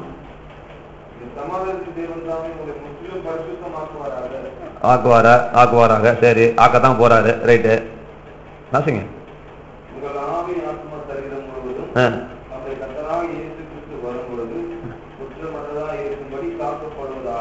ரைட்டு, ஆமா. இதுல இருந்து விட்டுட்டு போறேன் எடுத்துட்டு போனதை சொன்னாரா? அப்புறம் என்ன? சரி, இது மிக தெளிவான ஒரு வெளிப்படையான ஒரு காரியம். நீங்க சுத்தமா இருக்கணுங்கிறது, ஒரு நல்ல மனுஷன் அப்படிதான் இருப்பான். சுத்தமா இருந்துக்கோ, அவ்வளவுதான். இப்படிப்பட்ட நம்பிக்கை உள்ள எவனும் அவர் சுத்தமா இருப்பது போல தன் நடக்க எல்லாவற்றிலும் அவன் தன்னை சுத்திகரித்துக் கொள்கிறான். அவ்வளவுதான். சுத்தமா தான் வருவேங்க. அப்புறம் இப்படி ஒரு நம்பிக்கை இருந்துச்சுன்னா அவர் பரிசுத்தமுள்ள தேவன். இது தெரியுமா தெரியாதா? நீ பரிசுத்தமா இருக்கணுமா இல்லையா நீ முடிவு பண்ணிக்கும். கட்டாயப்படுத்தி பரிசுத்தப்படுத்துறது தேவன், நம்மளுடைய தேவன் அல்லங்க. இயற்கையா வரணும்.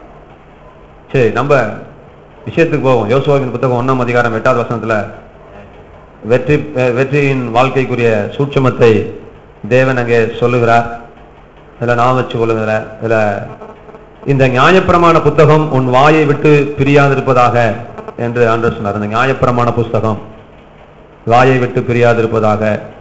அதுக்கு என்ன செய்யணும் அப்படின்னா, அவ வாயை விட்டு பிரியாதிருப்பதாகனா நான் காலையில சொன்னேன், அதை மறந்துடக்கூடாது. தாமஸ் பையா மறந்துடக்கூடாது. கழுத்துல துப்பாக்கி வச்சா கூட உங்க வாயில என்னதான் வரணும்? வசனம் தான் வரணும். வசனத்துக்கு மாறாக நீங்கள் பேசக்கூடாது. அதான் அர்த்தம். கர்த்தர் என்னை கைவிட மாட்டார் அப்படிங்கிற வேர்டு தான் வருங்க. கர்த்தர் என்னை கைவிட்டாருங்கிற வேர்டு வாயிலிருந்து வரக்கூடாது. நான் சுகமாக மாட்டேன், அவர் தழும்புகளால் நான் குணம் ஆனேன். அவர் தழும்புகளால் நான் குணமானேன். டாக்டர் சக்கரை வியாதின்னு சொல்லிட்டாரு, சாகர வரைக்கும் இருக்குன்னு சொல்லிட்டாரு சொல்லக்கூடாது. இது புஸ்தகம் அல்லவே, இது கர்த்தருடைய வார்த்தை அல்லவே. புரியுதுங்களா? புரியலீங்களா? இதுதான் விஷயம். நம்ம பேசுறது எல்லாமே பைபிளுக்கு விரோதமா தான் பேசிட்டு இருக்கிறோம். நீங்க உட்கார்ந்து நோட்ஸ் எடுத்து பாருங்க. நம்ம பேசுறது எல்லாமே ஏங்க வீடு கட்ட முடியல, நீங்க என்ன கார் வாங்கல? பதில் சொல்லுங்க. நீங்க என்ன கார் வாங்கல? மிஷினரி,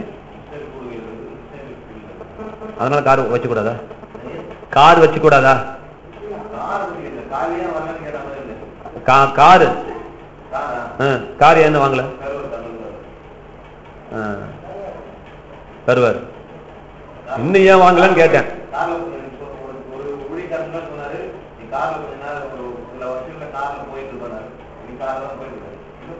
இன்னொருத்தன் கார்ல போறீங்க, அது அடுத்த பிரச்சனை.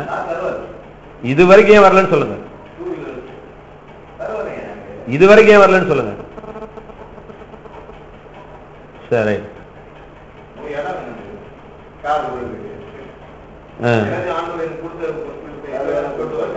அப்ப ஏன் இடம் தரலாண்டவரு?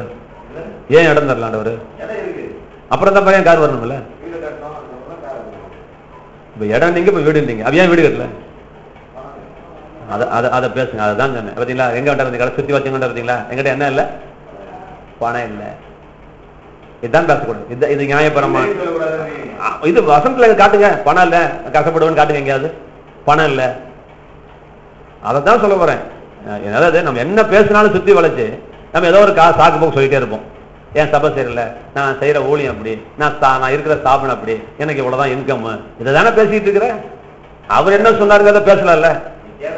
ரைட் ரைட், அதெல்லாம் ரைட்டுங்க. நான் ஏன் தரலன்னு கேட்டேன், அதை தான் சொல்ல. ரைட்டுங்க, உங்களை நான் தப்பு சொல்ல, நான் உதாரணத்துக்காக சொல்ல வரேன். என்னங்க மாத சாப்பிட்டு இருக்கிறீங்க, என்னங்க இது சாகர வரைக்கும் இருக்குன்னு சொல்லிட்டாங்க தம்பி அப்படிங்கிறீங்க. இதெல்லாம் பைபிள் வசனமே இல்லையே. எல்லாம் பைபிள் வசனமே இல்லையே. ரைட்டுங்களா? எல்லாம் என்ன செஞ்சாங்க? ஒரே கவலை. எல்லாம் தாய் தாப்பெல்லாம் எல்லாம் வெட்டி வரட்டாங்கப்பா, ஒரே கவலை. சரி, கர்த்தர் கை விட்டாரா உன்னைய? கர்த்தர் கை விட்டாரா? அப்புறம் நல்லா இருக்கும், ஏன் கவலைப்படுற? கர்த்தர் கை விட்டாரா உன்னைய? இல்ல இல்ல, அப்ப நீ கவலைப்பட மாட்டல.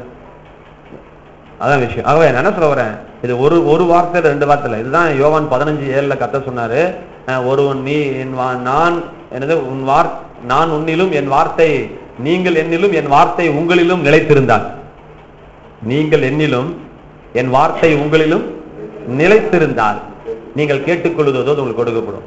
அது என்ன நிலைத்திருக்குதுன்னு என்ன அர்த்தம் அப்படின்னா இதுதான் அர்த்தம். உயிரே போனாலும் கர்த்தர் என்னை கைவிட மாட்டாரு, கர்த்தர் என்னை வாழ வைப்பாரு, நான் கார் தருவாரு, நான் நிச்சயமா கார்ல போவேன், இதுலதான் நிக்கணும். நான் செழிப்பா இருப்பேன், நான் பரிசுத்தமா இருப்பேன், நான் வெற்றிகரமா வாழ்வேன், நான் சுகித்திருப்பேன், நான் 1000 பேருக்கு ஆசீர்வாதமா இருப்பேன், வாக்குத்தத்தங்கள் என் வாழ்க்கையில வந்து பலிக்கும். இதுலதான் உறுதியா இருக்கணுமே இல்லையா? இந்த வார்த்தையை விட்டுட்டு பேசவே கூடாது, இந்த வார்த்தையை விட்டுறக்கூடாது. இப்ப இந்த அர்த்தம் புரியுதுங்களா? அந்த வாயை விட்டு பிரியாது இருப்பதாக. ரைட். இப்ப அடுத்தது நம்ம போகும்போது அந்த காலைல சொன்னேன், அந்த வார்த்தை என்ன செய்யணும், நம்ம தியானிக்க வேண்டும் அப்படின்னு சொன்னேன். அதை காலையிலேயே சொல்லி முடிச்சிட்டேன். படிக்கிறது வேற, தியானிக்கிறது வேற. நீங்க தியானம் பண்ணுங்க, தயவுசெய்து வசனத்தை என்ன செய்யுங்க, தியானம் பண்ணுங்க. ஒரு வசனத்தை எடுத்துக்கிட்டு இதுல இருந்து ஆண்டவர் என்ன சொல்ல வராரு, ஏன் அதை சொன்னாரு, எதுக்கு சொன்னாரு, எப்ப சொன்னாரு, யாருக்கு சொன்னாரு, இதுல இருந்து நமக்கு என்ன சொன்னாரு, என் வாழ்க்கையில நான் என்ன தீர்மானம் எடுக்கணும், இதெல்லாம் நீங்க யோசிச்சு பார்த்தா அது பேர் தியானம்னு பேர். சும்மா அப்படியே கடன்னு ஆனந்தவுடன் வாசிக்கிறது போல, குங்கும பூக்கு வாசிக்கிறது போல, ஜூனியருடன் வாசிக்கிறது போல வாசிச்சுட்டு போக கூடாது. இது தியானம் பண்ண வேண்டும். இப்ப தியானம் பண்ணி இந்த பழத்தை ஜூஸ் எடுக்கிறது போல அப்படியே ஜூஸ் இறக்கணும், உள்ளுக்குள்ள இறக்க வேண்டும் என்று தேவன் விரும்புகிறார். சரி, ரைட்டு. அப்ப இரவும் பகலும் என்பது காலைல காரியம் சொன்னேன். இரவும் பகலும் சாதகமான சூழ்நிலையிலும் பாதகமான சூழ்நிலையிலையும் எல்லா சூழ்நிலையிலையும் ஆண்டுடைய வார்த்தையை நீங்கள் தியானித்துக் கொண்டிருக்க வேண்டும். சரி, எதுக்காக வசனத்தை தியானிக்கணும் சொல்லுங்க? அதுல யோசுவா 1:8 வாசிக்கிறோம். எதுக்காக தியானிக்கணும்? இல்ல, இன்னொரு வசனம் இருக்கு, முக்கியமானது மெயினே விடுறீங்க. அதான் மெயின் காரியம். வாய்க்கணும்னாவே இன்னொரு விஷயம் செஞ்சாதான் வாய்க்கணும் சார், அதெல்லாம் ஆட்டோமேட்டிக்கா வரும்.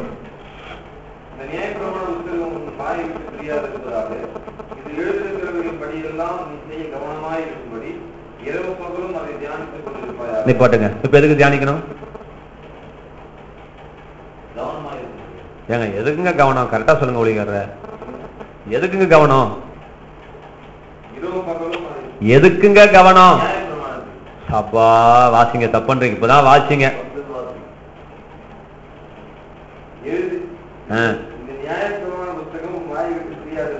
விட்டுருங்க. செய்ய நிப்பாட்டுங்க. இப்ப எதுக்குங்க சொல்லுங்க? எதுக்கு கவனம்? செய்ய செய்ய சொல்லுங்க, நிப்பாட்டுங்க. அங்க வாங்க, அந்த பாயிண்ட்டுக்கு வாங்க. எழுதியிருக்கிறதின் படியெல்லாம் செய்ய நீ கவனமா இருக்கும்படிக்கு இதை இரவும் பகலும் தியானிச்சுக்கோ. படிச்சா புரியாது, தியானிச்சாதான் நான் உன்னை என்ன செய்ய சொல்றேங்கிறது உனக்கு புரியும். படிச்சா புரியாது. இதுல எழுதியிருக்கிறதின் படியெல்லாம் செய்யணும்னா நீ மெடிடேட் பண்ணாதான் செய்ய முடியும் அப்படின்னு கொண்டு வராரு பாயிண்ட. புரியுதுங்களா? எழுதியிருக்கிறதின் படியெல்லாம் செய்ய படிச்சா செய்ய முடியாதுங்கிறாரு. அப்ப நான் வேற என்னமோ செய்ய சொல்றேன், நீ வேற என்ன செஞ்சிட்டு இருக்க, நான் சொல்றது நீ செய்யறது ஒண்ணுங்கிறது பேசுற. அப்ப செய்ய இப்ப கடைசியில சுத்தி வளைச்சு எங்க வந்துட்டாரு? செய்யறதுல கொண்டாந்து நிப்பாட்டுற, பிராக்டிக்கல் லைஃப்ல கொண்டாந்து நிப்பாட்டுற. இதுதான் பிராக்டிக்கல் லைஃப். செய்ய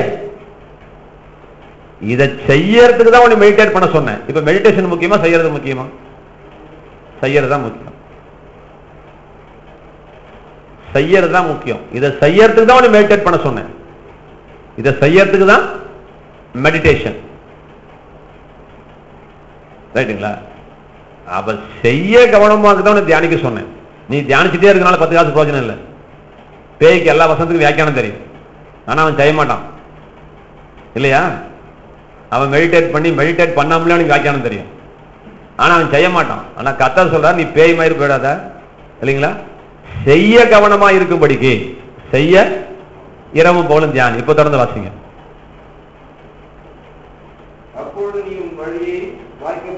நிப்பாட்டுங்க. அதுல ஒரு காரியம் சொல்றேன். அப்பொழுது நீ, எப்பொழுதுங்கிறது தான் முக்கியம். எப்பொழுதுங்கய்யா? இதான் எப்பொழுது. ஐயா தூங்கிட்டு அப்பொழுதுங்கிறார். நீங்க சொல்லுங்க எப்பொழுதுன்னு.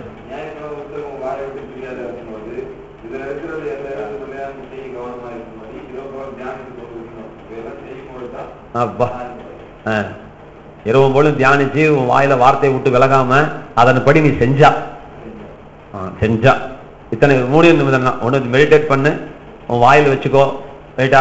ரெண்டாவது உன் நடத்தையில வச்சுக்கோ, செய். வார்த்தையை இருதயத்தில் வை, வாயில வை, செயல்ல வை. வச்சா ரைட்டுங்களா? வச்சா. அப்பொழுது வாசிங்க. அப்பொழுது நிப்பாட்டுங்க. இருங்க, ஒன்னே முடிக்கல, நீங்க 3 வருஷத்துக்கு போறீங்க. கட கட கடன்னு போனா எப்படி? இப்ப சொல்லுங்க. அப்பொழுது நீ சொல்லுங்க. அப்பொழுது நீ. இப்ப வாய்க்க பண்ணுதல் என்ன அர்த்தம் சொல்லுங்க பார்க்கலாம். வாய்க்க பண்ணுதல். தலையாட்டாதீங்க, சொல்லுங்க ஐயா. வாய்க்க பண்ணுதல் என்ன அர்த்தம் சொல்லுங்க.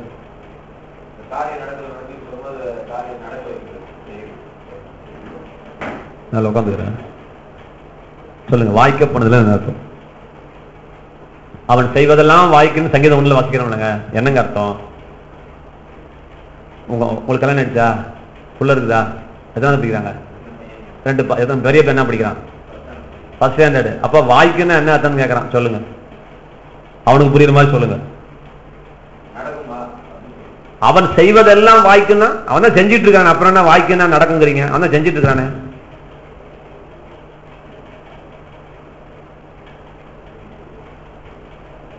சார் வாய்க்குன்னா வெற்றி பெறுதல் சார். வாய்க்குன்னா என்னத்தங்க? வாய்க்கும்னா வெற்றின்னு அர்த்தம். புரிஞ்சுட்டீங்களா? இதுக்கு வேற ஒரு அர்த்தம் தொலைவாதீங்க. இது ஒண்ணுதான் அர்த்தம். வாய்க்கும்னா வெற்றி பெறுதல். நீ செய்வதெல்லாம் வாய்க்குன்னா நீ செய்வதெல்லாம் ஜெயிப்பேன்னு அர்த்தம். வாய்க்க பண்ணுவா சக்சஸ் ஆகும்னு அர்த்தம். வேற அர்த்தமே கிடையாதுங்க. இன்னைக்கு வீட்டுல போய் தமிழ் டிக்ஷனரியில் இருந்துச்சுன்னா வாய்க்கும் அப்படிங்கிறது அர்த்தம் பாருங்க தயவுசெய்து. புரிஞ்சுட்டீங்களா? சக்சஸ் தான். ஆமா, வாய்க்கும்னா சக்சஸ் தான். புரிஞ்சுட்டீங்களா? சரி, இப்ப கவனிச்சுக்கோங்க. நீ உன் வழியை வாய்க்க பண்ணுவாய். யாருங்க சொல்லுங்க? யாரு? நீ. நான் அல்ல. நானுன்னா யாரு? கர்த்தர் அல்ல. சார் இதெல்லாம் நீங்க காதலே கேட்டு கதைக்காது. இப்ப நீங்க இதை மெடிடேட் பண்ணாதான் கதைக்க முடியும். நம்ம நினைச்சிட்டு இருக்கிறோம் ஆண்டவரே நீங்க மனசு வச்சீங்கன்னா நடக்க ஆண்டவரே நீங்க சொல்றீங்க இல்லையா? கர்த்தாவே நீங்க மாத்திரம் மனசு வச்சீங்கன்னா, நீங்க ஒரு வார்த்தை சொன்னீங்கன்னா, ஒரு வார்த்தை சொல்லும் கர்த்தாவே அப்படின்னு எவன் சொன்ன வார்த்தை நீ ஏன் பாட்டு பாடி கட்டிட்டு இருக்கிற? அவரெல்லாம் ஒன்னும் சொல்ல மாட்டாரு. இப்ப அது தெரியுமா உங்களுக்கு? ஏசுநாதர் ஒருத்தருடைய கண்ணீரோட துடைக்க மாட்டாரு. துடைக்கிறது அவரு பொறுப்பா இருந்தா என் கண்ணீரை துடைச்சாரு, உங்க கண்ணீரை துடைக்கூடாதா? துடைக்கிறது அவரு பொறுப்பா இருந்துச்சுன்னா என் கண்ணீரை துடைக்கிறவரு உங்க கண்ணீரை துடைக்கூடாதா? ஆண்டவரால் ரட்சிக்கவே முடியாது. தெரியுமா உங்களால? ரட்சிப்பே தர முடியாது. தெரியுமா உங்களுக்கு? குழப்பமா இருக்கா? ரட்சிக்கிறது அவரு வேலைன்னா இருந்தா ஒருத்தோட நரகத்துக்கு போக மாட்டானே. ரட்சிப்புக்குரிய காரியத்தை தேவன் செய்து வைத்திருக்கிறார். இவர் ரட்சிக்க மாட்டாரு. ரட்சிப்புக்கு என்ன வேணுமோ அதை செஞ்சுட்டார். ஐயா புரியுதுங்களா? இப்ப அதை நீ விசுவாசிச்சுட்டு, விசுவாசாதான் ரட்சிப்பு. வயிற்றை கிழிச்சு சோத்த உள்ள திணிக்கிற பிசினஸ் அவர்கிட்ட கிடையாது. நீ இருதயத்தில் விசுவாசிச்சுட்டு வாயில் அறிக்கை பண்ணா நீ ஏற்கனவே உனக்காக ரட்சிப்புக்கு என்னென்ன செஞ்சு வச்சிருக்கணும் அது உனக்கு வரும். புரியுதுங்களா? அவர் உனக்காக கன்ஃபர்ஸ் பண்ணி உனக்காக அவர் பிதாவை ஏற்றுக்கொள்ள முடியாது, இயேசு ஏற்றுக்கொள்ள முடியாது. அவர் உன்னை ரட்சிக்க மாட்டாருங்க. ரட்சிப்புக்கான வேலையை செஞ்சு வச்சிருக்கிறார்.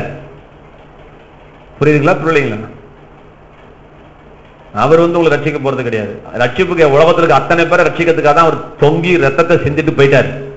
இன்னொரு ரட்சிப்பு தேவையில்லை. அவர் எல்லாம் செஞ்சு முடிச்சுட்டு வெயிட் பண்ணிட்டு இருக்கிறார்.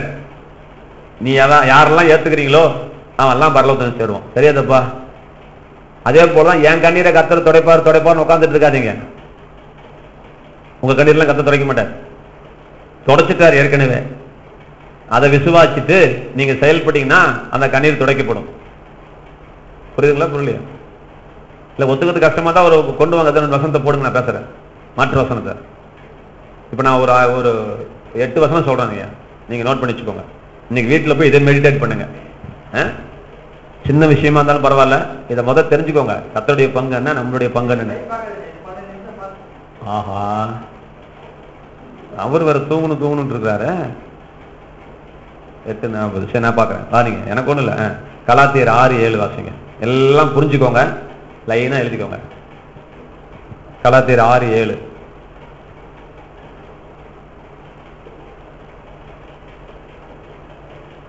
இவரே வாசிக்கிட்டா? நீங்க எழுதிக்கிட்டீங்களா? சரி.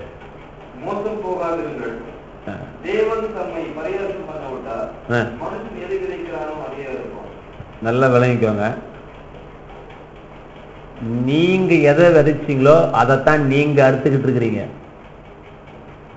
கத்தர் விதைச்சது கிடையாது, பக்கத்து வீட்டுக்காரன் வச்சது கிடையாது. இதுக்கும் கத்தருக்கு சம்பந்தமே கிடையாது. அதை முதல் புரிஞ்சுக்கோங்க. நான் சொல்றது புரிஞ்சுங்களா? நீ இப்ப எதை அறுத்துக்கிட்டு இருக்கிறியோ அதை கத்தர் அனுமதிக்கவில்லை. நீ எதை விதைச்சியோ அதைத்தான் அறுத்துக்கிட்டு இருக்கிற. இதுல நீங்கிற வார்த்தை தான் நான் முக்கியப்படுத்துறேன். நீ எதை மனிதன் எதை விதைத்தானோ நீ விதைச்சதான் அறுத்துக்கிட்டு இருக்கிற வழியோ புதுசா ஒண்ணு நீ அறுத்துட்டு கிடக்கல. அப்ப அந்த தப்புக்கு யாரு தான் காரணம்? அதை முதல்ல ஒத்துக்கோங்க. நீங்க தேவ சமூகத்துல ஆண்டவரே நான் விதைச்சதான் அறுத்துக்கிட்டு இருந்த வழிய பேய் விதைச்சதை நீங்க அறுக்கல. பேயால விதைக்கவும் முடியாது, அறுக்கவும் முடியாது. புரிஞ்சுட்டீங்களா? இன்னொரு வசனம் வாசிங்க. மார்க் 11. அது எழுதிக்கோங்க பிரதர். நாம் விதைச்சதே எழுதிக்கோங்க. என்ன எழுதிருக்கீங்க? அதான் தப்பு. நான் விதைத்ததே நான் அறுத்து கொண்டிருக்கிறேன். அதான் முக்கியம். அதுதான் அந்த நானுங்க தான் முக்கியம். அந்த நானுங்க ரவுண்ட் பண்ணுங்க. ரவுண்ட் போட்டுவீங்க. நானுங்கிறத அதான் ரவுண்ட் பண்றேன்.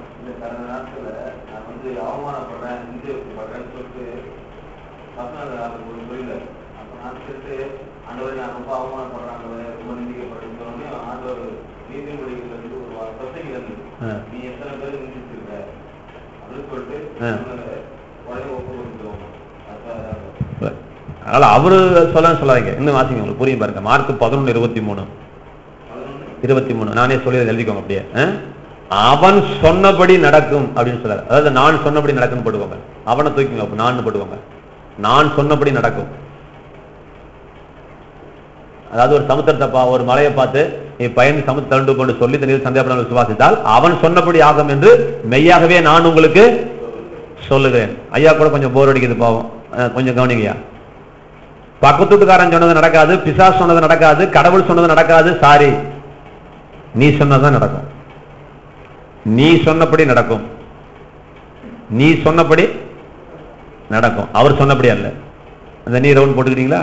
அவனத்துக்கு நீன்னு போட்டுக்கோங்க. நான் சாரி நான். அடுத்து நீதிமொழிகள் 23:9 இருதயத்தின் நினைவு எப்படியோ அல்லது என் நினைவு எப்படியோ 9 என் இருதயத்தின் நினைவு எப்படியோ அப்படியே தான் நான் இருக்கிறேன் ஒழிய கர்த்தர் என் தலையெழுத்து கொடுத்துட்டாரு, எனக்கு கொடுத்து வச்சது இவ்வளவுதான், கர்த்தர் இவ்வளவுதான் கொடுத்திருக்கிறாரு, இவ்வளவுதான் கிருபாவரங்கள், கர்த்தர் கொடுத்ததை வச்சு நீங்க ஊழியம் பண்ணணும்னு சொல்லக்கூடாது. ஓ இருதயத்தின் நினைவு எப்படியோ அப்படித்தான் இருக்க போற. அர்த்தம் முடிச்சிட்டீங்களா? மத்தேயு 7:1 எதை அளந்தா எந்த அளவில நீ அளந்தாயோ அந்த அளவிலே உனக்கு அளக்கப்படும். எதை நான் அளந்தேனோ அதைத்தான் நான் அளக்கப்பட்டு கொண்டிருக்கிறேன். எதை நான் அளந்தேனோ 7:1 எதை நான் அளந்தேனோ இல்லைங்களா? ஆமா, கத்தரை ஒண்ணு அளக்கல உனக்கு. கத்தரை ஒண்ணு படி அளக்கல. நீ எதை அளந்து போட்டியோ படியில அந்த படிதான் உனக்கு ஆண்டாயம் வச்சிருக்கான ஒழிய கத்தர் எல்லாத்துக்கும் பெரிய படி போட்டு உனக்கு ஒரு சின்ன படியை போட்டு கத்தரை அளக்கல. ரைட். மத்தேயு 16:18 மத்தேயு 16:18 2.18 அதாவது 18 அதாவது 16வது சாப்டர்லயும் 18வது வசனம், 18வது சாப்டர்லயும் 18வது வசனம் என்ன சொல்லப்பட்டிருக்கு தெரியுமா? நீங்கள் பூமியில கட்டுவது எதுவோ அது பரலோகத்திலே கட்டப்பட்டிருக்கும், பூமியில கட்டவிழ்ப்பது எதுவோ அது பரலோகத்திலே கட்டவிழ்க்கப்பட்டிருக்கும். அர்த்தம் என்னன்னா, நீ பூமியில எதை அனுமதிப்பாயோ அது பரலோகத்திலே அனுமதிக்கப்பட்டிருக்கும், நீ பூமியில எதை அனுமதிக்க மறுக்கிறாயோ அது பரலோகத்திலே அனுமதி மறுக்கப்பட்டிருக்கும். அப்ப என்ன எழுதுறீங்கன்னா, நான் எதை அனுமதித்தேனோ கர்த்தர் அனுமதிச்சாரு சொல்லாதீங்க. இந்த தீங்க கர்த்தர் அனுமதிச்சாருங்க, கர்த்தர் தாங்க அனுமதிச்சாரு. என்ன கர்த்தருக்கு தான் வேலையா உன் கைங்காலம் உடைக்கிறது? நீ அனுமதிச்ச, நீ பூமியில் அனுமதிச்சா அது பரலோகத்தில் அனுமதிக்கப்பட்டுச்சு. நீ வியாதி அனுமதிச்சா அதாவது உள்ளுக்குள்ள வரும், இல்லைன்னா வராது. இதுதான் வெளிப்பாடு. நீங்க பூமியில எதை அனுமதிச்சீங்களோ சார் அதுதான் சார் பரலோகத்தில் அனுமதிக்கப்பட்டிருக்குது. பூமிக்கும் பரலோகத்துக்கும் சம்பந்தம் இருக்குதா? இருக்குது. இந்த ஆவிக்குரிய வாழ்க்கைக்கு உலக வாழ்க்கைக்கு சம்பந்தம் இருக்குதா? இருக்கு. நீ வாயால எதை நீ அனுமதிச்சியோ, உன் செய்கையால நீ எதை அனுமதிச்சியோ அதுதான் உனக்கு அனுமதிக்கப்பட்டிருக்குதே ஒழிய தேவன் எதையுமே அனுமதிக்கல. இப்ப ரெஸ்பான்சிபிலிட்டி எங்க இருக்குன்னு கவனிச்சுக்கோங்க. கர்த்தர் பக்கமா உங்க பக்கமான்னு பாத்துக்கோங்க. பந்த உன் பக்கத்துல வச்சுக்கிட்டு கர்த்தாவே நீ போடுன்னு உட்கார்ந்துட்டு இருக்கிற, போட வேண்டிய ஆள் நீதான். இப்ப பால் இப்ப உங்க கோர்ட்ல இருக்குது. இன்னும் சொல்றேன் பாருங்க, உபாகமம் 30 15 19 30 15 19 30ஆம் அதிகாரத்துல 15 19 ஆசி. இப்ப நான் சொல்றேன் பாருங்க, இதோ ஆசீர்வாதத்தையும் சாபத்தையும் ஜீவனையும் மரணத்தையும் உனக்கு முன் வைத்தேன், நீயும் உன் சந்ததியும் பிழைக்கும்படிக்கு நீ ஜீவனை தெரிந்து கொள். நான் எதை தெரிந்து கொள்கிறேனோ அப்படி போடுங்க, நான் எதை தெரிந்து கொள்கிறேனோ. அர்த்தம் புரியுதில்ல? உங்களுக்கு வீட்டுல போனா புரியும். அவர் திறந்து கிடையாது சார், நீ ஏன் அவர் மேல தப்பு சொல்ற? ஹலோ, எங்க மல்டிபிள் சாய்ஸ் கொஸ்டின் ஒரு கொஸ்டின் இருக்குது, ABCDE கிளிக், என்னது கிளிக் த பெஸ்ட் ஆன்சர் அப்படிமா, சூஸ் த பெஸ்ட் ஆன்சர் இல்லைங்களா? இருக்கிறது 2 ஆன்சர் தான். என்னங்க இது மல்டிபிள் சாய்ஸ்ல இருக்கிறதே டூயல் சாய்ஸ், எய்தர் ஆர், இதுவா அதுவா. இருக்கிறது 2 தான், ஒன்னு நன்மை ஒன்னொன்னு தீமை, ஒன்னு ஆசீர்வாதம் ஒன்னொன்னு சாபம், ஒன்னு ஜீவன் ஒன்னொன்னு மரணம். இப்ப ஆன்சரும் கர்த்தர் கொடுத்துட்டாரு. என்னங்க இப்படி ஒரு வாத்தியார் இருப்பாரா? ஆன்சர் என்ன தெரியுங்களா? ஜீவன். ஜீவனை தெரிந்து கொள்ளு சொல்றாரு. மண்டல மூலவனம் நமக்கு இருக்கிறது 2 தான். ஐயா கொஞ்சம் கண்ணு முடிச்சு கேளுங்க, முடிச்சிடறேன். இது வந்ததே 4 பேர், 2 பேர் தூங்கிட்டா நான் என்ன செய்வேன்? இருக்கிறதே 2 தான். இங்க தான் இங்கேயும் வருது, அங்க இருக்கிறதே 2 தான். அதுல ஒன்ன தெரிஞ்சுக்கோங்கிறாரு, அதுலயும் விட்டு கொடுக்கிறார் கர்த்தர். என்ன சார் புரியுதா புரியலையா? இருக்கிறது 2 ஆன்சர் தான், ஆப்ஷன் ஒன்னு ஜீவன் அல்லது இவர் ஆன்சர் சொல்லிட்டாரு. என்னுடைய சாய்ஸ் எது? ஜீவன். நீ ஃபெயில் ஆயிட்டு கர்த்தாவே என்ன ஏன் ஃபெயில் ஆகுறேன்னு கேட்கனா படுத்துட்டு காரி துப்பிக்கும். நான் கிண்டல் அடிச்சுட்டு இருக்கிற கர்த்தரை பொழப்பத்துக்கு விட்டு கொடுக்கிறாரு. வெற்றியோ தோல்வியோ எது நடந்தாலும் தேவ சித்தையா. எவன் சொன்னான்? சாராய்க்கல்ல போய் கை நீட்டு சாராயம் திறனால பார்க்கலாம். வாசல் திறந்திருந்தா தேவ சித்தங்க. எவன் சொன்னா அப்படி? வாசல் திறந்திருந்தா தேவ சித்தம். தடை இல்லாம வந்துச்சுன்னா ஒரு காரியம் நடந்துச்சுன்னா தேவ சித்தங்க ஐயா. எவன் சொன்னா? சாராய கடைக்கு போ, தடை வருதான்னு பார்க்கலாம். ஜெபம் பண்ணிட்டே வாங்க, கர்த்தாவே உங்களுக்கு சித்தம்னா சாராயம் கிடைக்கட்டும், சித்தம் இல்லைன்னா சாராயம் இல்லைன்னு சொல்லிட்டோம். அப்படின்னா அவன் சாராயம் தருவான் தர மாட்டானா? 2 பாட்டில தருவோம். என்னன்ட்டு அது என்ன அர்த்தம் தெரியுங்களா? வெயிட் பண்ணுங்க. உமக்கு சித்தமா இவரால மாம்சத்தில் இருந்ததுனால, இவரால அந்த பாடுபட முடியாததுனால சுய சித்தத்துக்கும் தேவ சித்தத்துக்கும் இடையில போராடுறார். கடைசியா ஜெயிக்கிறார் மாம்சத்தை. ஆகிலும் என் சித்தத்தின் படி அல்ல. நான் சொல்றது புரிஞ்சுக்கோங்க. அந்த ஆப்ஷன் தரலைங்க. இவர் மாம்சத்தில் இருந்ததுனால பாடுபடுறாரு. பாடுபடும் போது இந்த பாடு இல்லாம போயிட்டா பரவாயில்லையான்னு யோசிக்கிறார். புரியுதுங்களா? இப்ப கன்க்ளூஷன் வராரு. ஆகிலும் என் சித்தத்தின்படி அல்ல, உம் சித்தத்தின்படி ஆக கடவுள்னு ஜெயிச்சார். என் சித்தம் இப்படி கஷ்டப்படக்கூடாது இருக்குது, என் மாம்சம் அப்படி பேசுதாண்டவரே. ஆனா உங்க சித்தம் நான் பாடுபட்டு இந்த பாத்திரம் என்ன நீங்க கொடுமானால் நீங்க சித்தம் அப்படின்னு கஷ்ட தேவ சித்தத்துக்கு ஒப்பு கொடுத்தாரு. தேவ சித்தத்துக்கு விட்டு கொடுக்கணும் சொல்றாரு அவர். அங்கேயும் என்னன்னு கேக்குறீங்க? கொடுத்தா கொடுக்க கொடுக்காட்டி போங்கண்ணா. ஹலோ, அது யார் ஜாமன்னு சொன்னா?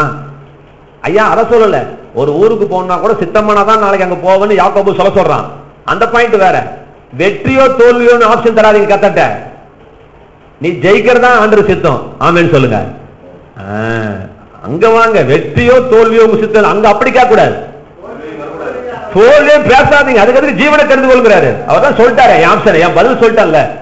வெற்றியும் தோல்வி உனக்கு முன்னாடி இருக்குப்பா, நீ வெற்றியை தெரிந்து கொள்கிறாரு. அங்க போய் சித்தம் கட்டிட்டு உட்காந்துட்டு இருக்காத. அத சொல்ல வரேன். அப்ப தெரிந்து கொள்வது யாரு? நீ என்ன தெரிஞ்சுக்கிறியோ அதான் அவனுக்கு வாக்குல நடக்குது. நீ ஜீவனை தெரிஞ்சுக்கிறியோ மரணத்தை தெரிஞ்சுக்கிறியோ தெரியாது எனக்கு. நீ ஜீவனை தெரிந்து கொள்வது என் சித்தம். என் சித்தத்தை நான் சொல்லிட்டேன். தோல்வி வந்த பிறகு கர்த்தாவே நீதான் தோல்வி கொடுத்தேன்னு சொல்லாத. அவரு தோல்வியை தரல. நீ எதை தெரிந்து கொள்கிறாயோ, என் விஷயம் என்ன தெரியுமா? திரும்பி திரும்பி உங்களை தான் மையப்படுத்துறேன். நீங்களும் நானும் எதை தெரிந்து கொள்கிறோமோ, நீங்களும் நானும் எதை அனுமதிக்கிறோமோ, நீங்களும் நானும் என்ன பேசுகிறோமோ, ரைட்டா? மத்தேயு 9:29 அடுத்தது போட்டுக்கோங்க. மத்தேயு 9:29. மத்தேயு 9:29. நான் எதை விசுவாசிக்கிறேனோ அதான் நடக்க போகுது. உன் விசுவாசத்தின்படி உனக்கு ஆக கடவுள். பக்கத்து வீட்டுக்காரன் விசுவாசிக்கிறது இல்ல, கர்த்தர் விசுவாசிக்கிறது இல்ல சார். நான் எதை விசுவாசிக்கிறேனோ அதுதான் நடக்க போகுது. புரியலீங்களா? என்ன சொல்ல வரேன்னு புரியுதுங்களா? 100% ரெஸ்பான்சிபிலிட்டி கர்த்தர் கிடையாது, சாத்தான் கிடையாது. அவன் ஜுஜிபி பையன், அவன் சுண்டக்கா பையன். அவனை போட்டுட்டு பெரிய ஆளாக்காதீங்க. மேஜர் ரோலே நீங்களும் நானும் தான். சரி, யோபு 22:28. யோபு 22:28 அதை வாசிக்கோங்க. அது முக்கியமான வசனம், அது தெரிஞ்சு வச்சுக்கோங்க. பைபிள் ரவுண்ட் போட்டு வச்சுக்கோங்க. வாசிங்க. யோபு 22:28. அவர் வாயிலிருந்து பிறந்த வேத பிரமாணத்தை ஏற்றுக்கொண்டு அவர் வார்த்தைகளை உங்களுடைய இதயத்தில் வைத்துக் கொள்ள வேண்டுகிறேன். அதானா? அது அப்படி அவர் கிட்ட சொல்ற, நீங்க தப்பா வாசிக்கிறீங்க ஐயா. என்னையா அதான் அவர் சொன்னது 22 பாத்தீங்களா? ஒரு காரியத்தை நிர்ணயம் பண்ணினால் கவனிங்க, அது உமக்கு நினைவரப்படும். நிப்பாட்டுங்க, எல்லாம் கவனிங்க. இது தமிழ்ல ஒரு மாதிரி இருக்குது சார், இங்கிலீஷ்ல வாசிங்க. வாட் யூ டிக்ரி, டிக்ரி அதான் நிர்ணயம் சொல்றது தமிழ்ல, ஆனா இங்கிலீஷ்ல டிக்ரி அப்படின்னா நீ எதை டிசைட் பண்றியோ, நீ எதை யோசிச்சு முடிவு பண்றியோ அது நிலைவரப்படும்னா அதுதான் ஸ்தாபிக்கப்படும். What you decree is going to be established in your life. நீ என்ன முடிவு பண்றியோ அதுதான் உன் வாழ்க்கையில சம்பவிக்க போகிறது. நான் என்ன நிர்ணயிக்கிறேனோ, நான் என்ன முடிவெடுக்கிறேனோ அதுதான் நிலைவரப்படுகிறது என்று சொன்னா ஸ்தாபிக்கப்பட போகிறது என்று அர்த்தம். எஸ்டாப்ளிஷ் என்று ஆங்கிலம் சொல்லப்பட்டிருக்கிறது.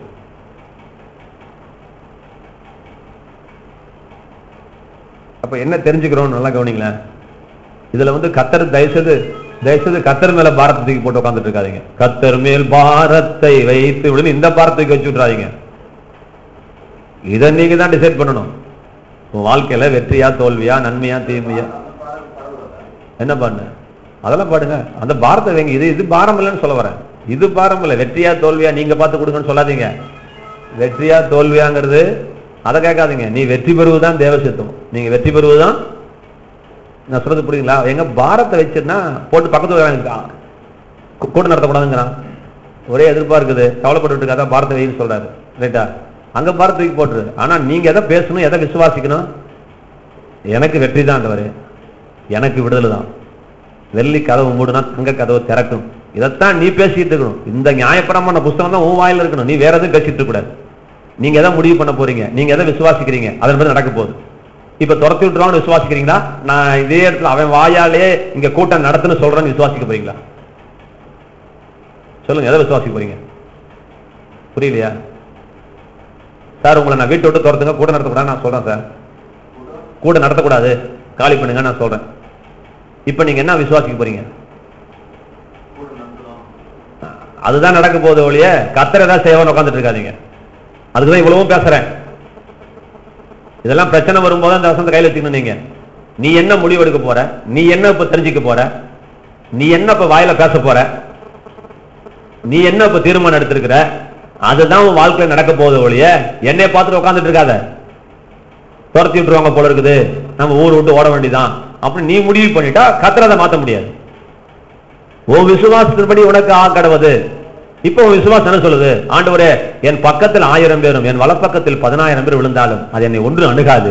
இதெல்லாம் பெரிய செரெபுகால் சொன்னான், பெரிய பர்வதமே நீ எனக்கு முன்பாக எம்மாத்திரம்னு கேட்டான்ல. இந்த மலையை பார்த்து பேசுனா மழை போயிடுன்னு சொல்லியிருக்கிறாரு. நான் இந்த மலையை பார்த்து பேசுறேன், இந்த பிரச்சனையை பார்த்து பேசுறேன். இந்த பிரச்சனை 12 நிமிடத்துக்குள்ள ஒண்ணும் இல்லாம போயிடும். இயேசுவின் நாமத்தினால அது ஒன்றும் இல்லாமல் போகட்டும். நான் இந்த இடத்துல ஆராதிப்பேன். அதே அவனே என் சர்ச்சில் உட்காருவான். இதைத்தான் நம்ம பேசணும். உடனே ஆண்டவர்கிட்ட போயிட்டு ஆண்டவரே அழுகிறதுக்கு இல்லை.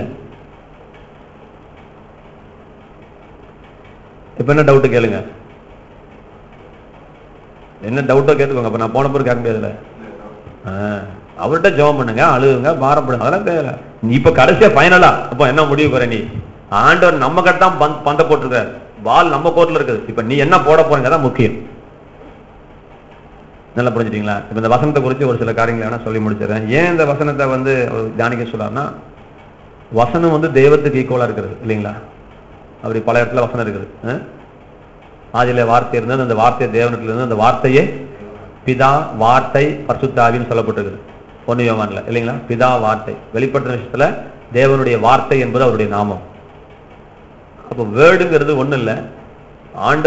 ஆண்டவரை நீங்கள் ருசி பார்க்கணும்னு ஆசைப்பட்டீங்கன்னா, ஆண்டவருக்கு நீங்க கீழ்ப்படின்னு நினைச்சீங்கன்னா ஆண்டோடைய வார்த்தைக்கு நீங்க கீழ்ப்படிணும். ஆண்டவர் ஏத்துக்கிட்டா ஆண்டோடைய வார்த்தையை ஏற்றுக்கொள்ளணும்னு அர்த்தம். ஆண்டவருடைய பாதத்தை இருக்க பிடிச்சுக்கிட்டேன்னு அர்த்தம்னா அவர் பாதுகே பாதம்.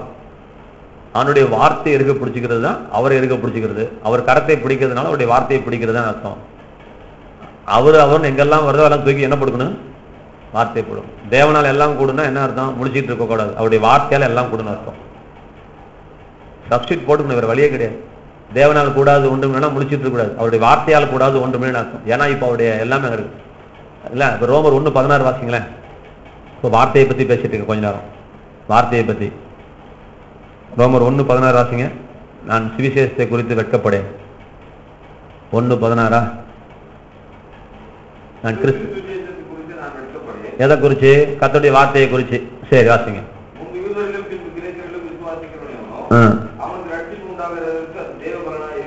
வாசிங்க. விசுவாசத்தினாலே நீதிமான் பிழைப்பான் என்று எழுதியிருக்கிறபடி விசுவாசத்தினால் உண்டாகும் தேவநீதி விசுவாசத்திற்கென்று அந்த சுவிசேஷத்தினால் வெளிப்படுத்தப்படுகிறது. சரி 16 சரியா வாசிங்க. 16 திரும்பி வாசிங்க. கிறிஸ்துவின் சுவிசேஷத்தை குறித்து நான் வெட்கப்படேன். முன்பு யூதரிலும், கவனிக்கு தான் சொன்னேன், முன்பு யூதரிலும் பின்பு கிரேக்கரிலும். கிரேக்கன்னா கிரேக்கம் கிடையாது, தமிழ் அப்படி மொழியாக்கம் போட்டுக்கிறாங்க. பைபிள் எங்கெல்லாம் கிரேக்கர்னு வருதோ அங்கெல்லாம் புறஜாதி என்று வைத்துக் கொள்ளுங்க. அவர் ஜனங்களை 3ஆ தான் பிரிக்கிறார். 1 யூதன், 1 கிரேக்கன், 1 சபை, இப்படிதான் பிரிக்கிறார். 3ஆ பிரிக்கிறார். நீங்கள் யூதருக்கும் கிரேக்கருக்கும் சபைக்கும் மிடல் இருங்கன்னு சொன்னா உலகத்தை 3 கிளாஸா பிரிக்கிறாரு. 1 யூதன், 1 புறஜாதி, 1 சபை, கிறிஸ்துவை ஏற்றுக்கொண்டவங்க. இதான் 3 கிளாஸ். அப்ப அந்த கிரேக்குங்கிறது ஜென்டைல்ஸ். சரி, முன்பு யூதருக்கும் பின்பு கிரேக்கருக்கும். இதை மட்டும் பிடிங்க எல்லாரும். விசுவாசிக்கிறவன் எவனோ சொல்லுங்க. அவனுக்கு ரட்சிப்பு உண்டாவது. விசுவாசிக்கிறவன் எவனோ அவனுக்கு ரட்சிப்பு உண்டாவதற்கு எது? இப்ப பாருங்க, the word of God is the power of God. அப்படி வருது இங்கிலீஷ்ல. இது எவ்வளவு அழகா இருக்கு பாருங்களேன். தமிழ்ல என்னமோ பெலன் கிலன்னு போய் சுத்துதா, அப்படி போட்டு வச்சுக்கோங்க. இங்கிலீஷ்ல கரெக்டா வருது. the gospel is the power of God. அந்த gospel தூக்கிட்டு வேர்டுன்னு போடுங்க. the word is the power of God. வல்லமை அனுப்புங்கிற அந்த வல்லமை எங்க பேக் பண்ணிருக்கான்னு உங்களுக்கு தெரியாம இருக்குது. இப்ப வல்லமை எங்க இருக்குது அப்படின்னா வார்த்தைக்குள்ளதான் கத்தர் வச்சிருக்கிறார். வார்த்தை அந்த புரிஞ்சுக்கோங்க. Word of God is equal to power of God போட்டுக்கோங்க. அதான் ஃபார்முலா, கட்டம் போட்டுக்கோங்க. the word of God is equal to the power of God. என்னங்க சார் ஃபார்முலா கட்டம் போட்டு வச்சுக்கணும். இப்படி இதெல்லாம் ஃபார்முலா போல இதெல்லாம் விட்டுறக்கூடாது. இதெல்லாம் உங்க வாழ்க்கையை மாற்றக்கூடிய வசனங்களா இருக்கணும். Word of God is equal to the power of God. அப்ப வார்த்தையை தான் முதல் வேர்ட் ஈக்குவல் டு காட்னே போட்டுக்கோங்க. அது ஒரு கட்டம் போட்டுக்கோங்க. Word equal to God. அது முதல்ல வார்த்தையே தேவனா இருந்தது. இப்ப இவர் வார்த்தையை தன்னுடைய பலனுக்கு ஒப்பிட்டு இருக்கிறார். Word of God is the power of God அப்படின்னு பவுல் இங்கே சொல்றார். அப்ப வார்த்தை எவ்வளவு பெரிய முக்கியமான வேலையை செய்கிறது என்பதை நீங்கள் அறிந்து கொள்ள வேண்டும். அந்த வார்த்தையினால் தான் நம்ம ரட்சிக்கப்பட்டிருக்கிறோம். அந்த வார்த்தையினால் தான் நம்ம என்ன செஞ்சிருக்கிறோம்? ரட்சிக்கப்பட்டிருக்கிறோம். அப்ப அந்த வார்த்தைக்கு நம்ம ரட்சிக்கக்கூடிய வல்லம் இருக்குதா? இருக்குது. அந்த வார்த்தையினால் தான் நம்ம ஜனிப்பிக்கப்பட்டிருக்கிறோம். அப்ப வார்த்தை சாதாரண விஷயம் அல்ல. அந்த வார்த்தைங்கிறது ஒரு சாதாரண விஷயம். அந்த வார்த்தை ஒரு மிகப்பெரிய ஒரு காரியம். ஆகவே அந்த வார்த்தையை தேவன் விதைக்கு ஒப்பிட்டு இருக்கிறார். இந்த விதையை பத்தி நான் காலையில சொன்னேன். அதையும் இப்போ ஒரு வார்த்தை சொல்றேன், கவனிச்சுக்கோங்க.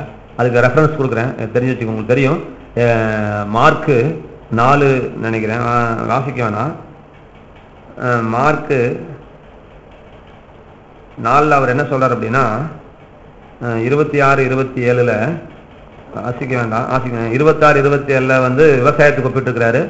14, 15 வசனத்துக்கு ஒப்பிட்டு இருக்கிறார், விதைக்கு ஒப்பிட்டு இருக்கிறார். மார்க் 4லயே 26, 27 விவசாயத்துக்கும் 14, 15 விதைக்கும் ஒப்பிட்டு இருக்கிறார். விவசாயங்கிறது பரலோக ராஜ்யம் ரகசியம் சொல்லும் போது காலையில சொன்ன இல்லையா, ஒரு மனிதன் விதையை விதைத்து, நிலத்தில் விதையை விதைத்து இரவில் தூங்கி பகலில் விழித்திருக்க. ஏன் பகலில் விழித்திருந்து இரவில் தூங்குன்னு சொல்றது? அதுலயும் அந்த சீக்வன்ஸ் பாருங்க, அவர் மாத்திரார் ஆண்டவர். இரவில் தூங்கி பகலில் விழித்திருக்க, அவனுக்கே தெரியாத விதமாய் முளைத்து வருகிறதுக்கு ஒப்புவாருங்க. அப்புறம் இந்த ஊமை வசனத்துல 4 இருக்கு பார்த்தீங்களா, விதை விதைக்க போறான் ஒருத்தன் 30-60 விளையுதுன்னு சொல்லும்போது விதைக்கிறவன் வசனத்தை விதைக்கிறான். அப்படின்னா எங்க விதைக்கிறான்? இருதயத்தில் விதைக்கப்படுறதை பிசாசு எடுத்துக்கொண்டு போறாங்கிறாரு. அப்ப விதை எதுக்கு ஒப்பிடப்பட்டிருக்கிறது? வசனம் விதைக்கு ஒப்பிடப்பட்டிருக்கிறது. இதுல ஒரு வெளிப்பாடு சொல்ல போறேன், வாங்கிக்கோங்க. இது வரைக்கும் வெளிப்பாடு கிடையாது, இதுக்கு மேல சொல்ல போறதான் வெளிப்பாடு. வேர்ட் இஸ் ஈக்குவல் டு சீடுன்னு போட்டுக்கோங்க. விதை வசனம் இஸ் ஈக்குவல் டு விதை. இப்போ ஒரு முக்கியமான விஷயம், இந்த வீடு முழுக்க விதனல் இருந்தாலும் இதனால எனக்கு என்ன பிரயோஜனம்? வீடு முழுக்க விதை நெல் இருப்பதனால எனக்கு என்ன பிரயோஜனம்? அப்ப விதனல் இருக்கிறனால எனக்கு பிரயோஜனம் இல்லை. அப்ப எப்ப அந்த விதனலுக்கு எப்ப பிரயோஜனம்னா, அதோட ஒரு காம்பினேஷன் பண்ணக்கூடிய ஒரு பொருள் இருக்குது. அது என்னன்னா நிலம். என்னங்க?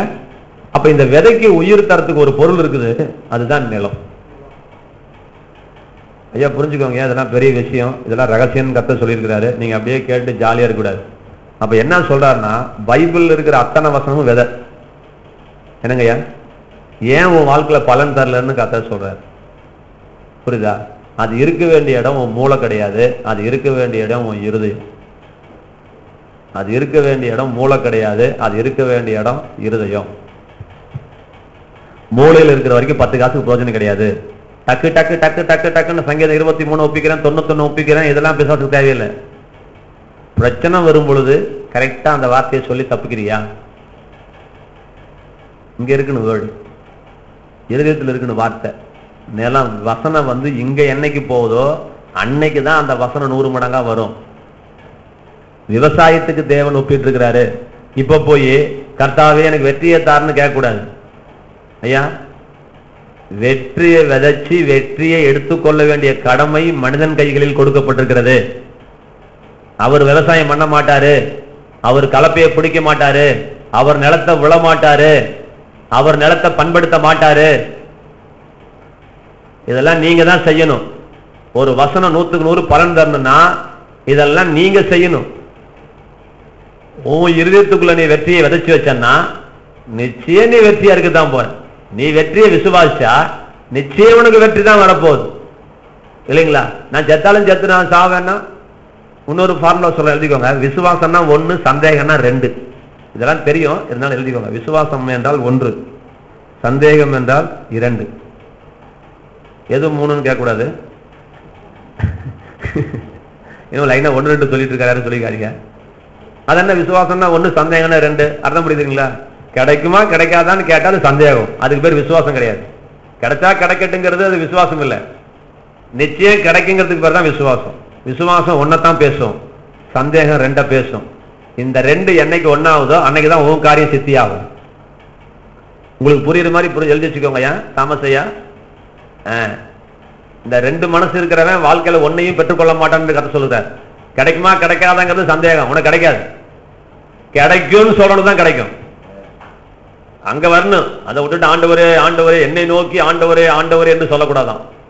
அதுக்கு என்ன சொல்ற தெரியுமா? அந்த கான்செப்ட்ல முள்செடிகளில் அத்திப்பழங்களை பறிப்பீர்களோ அப்படிங்கிறார் ஆண்டவர். இந்த கான்டெக்ட்ல நெருஞ்சிகளில் திராட்சை பழத்தை பறிப்பீர்களோ அப்படிங்கிறார். எப்ப பேசும்போது? வார்த்தையை பத்தி பேசிட்டு இருக்கும்போது. என்ன தெரியுமா சொல்றாரு? முள்ளுச்செடியில் அத்திப்பழம் வருமாப்பா? சொல்லுங்க, வருமா? வராதுல்ல. அப்படிங்கிறப்ப நீ தவறானதை பேசிவிட்டு நல்ல பிரதிபலன் எப்படி எதிர்பார்க்கலாம்? நீ முள்ள விதைச்சிட்டு நீ அத்திப்பழத்தை ஏன் எதிர்பார்க்கிற?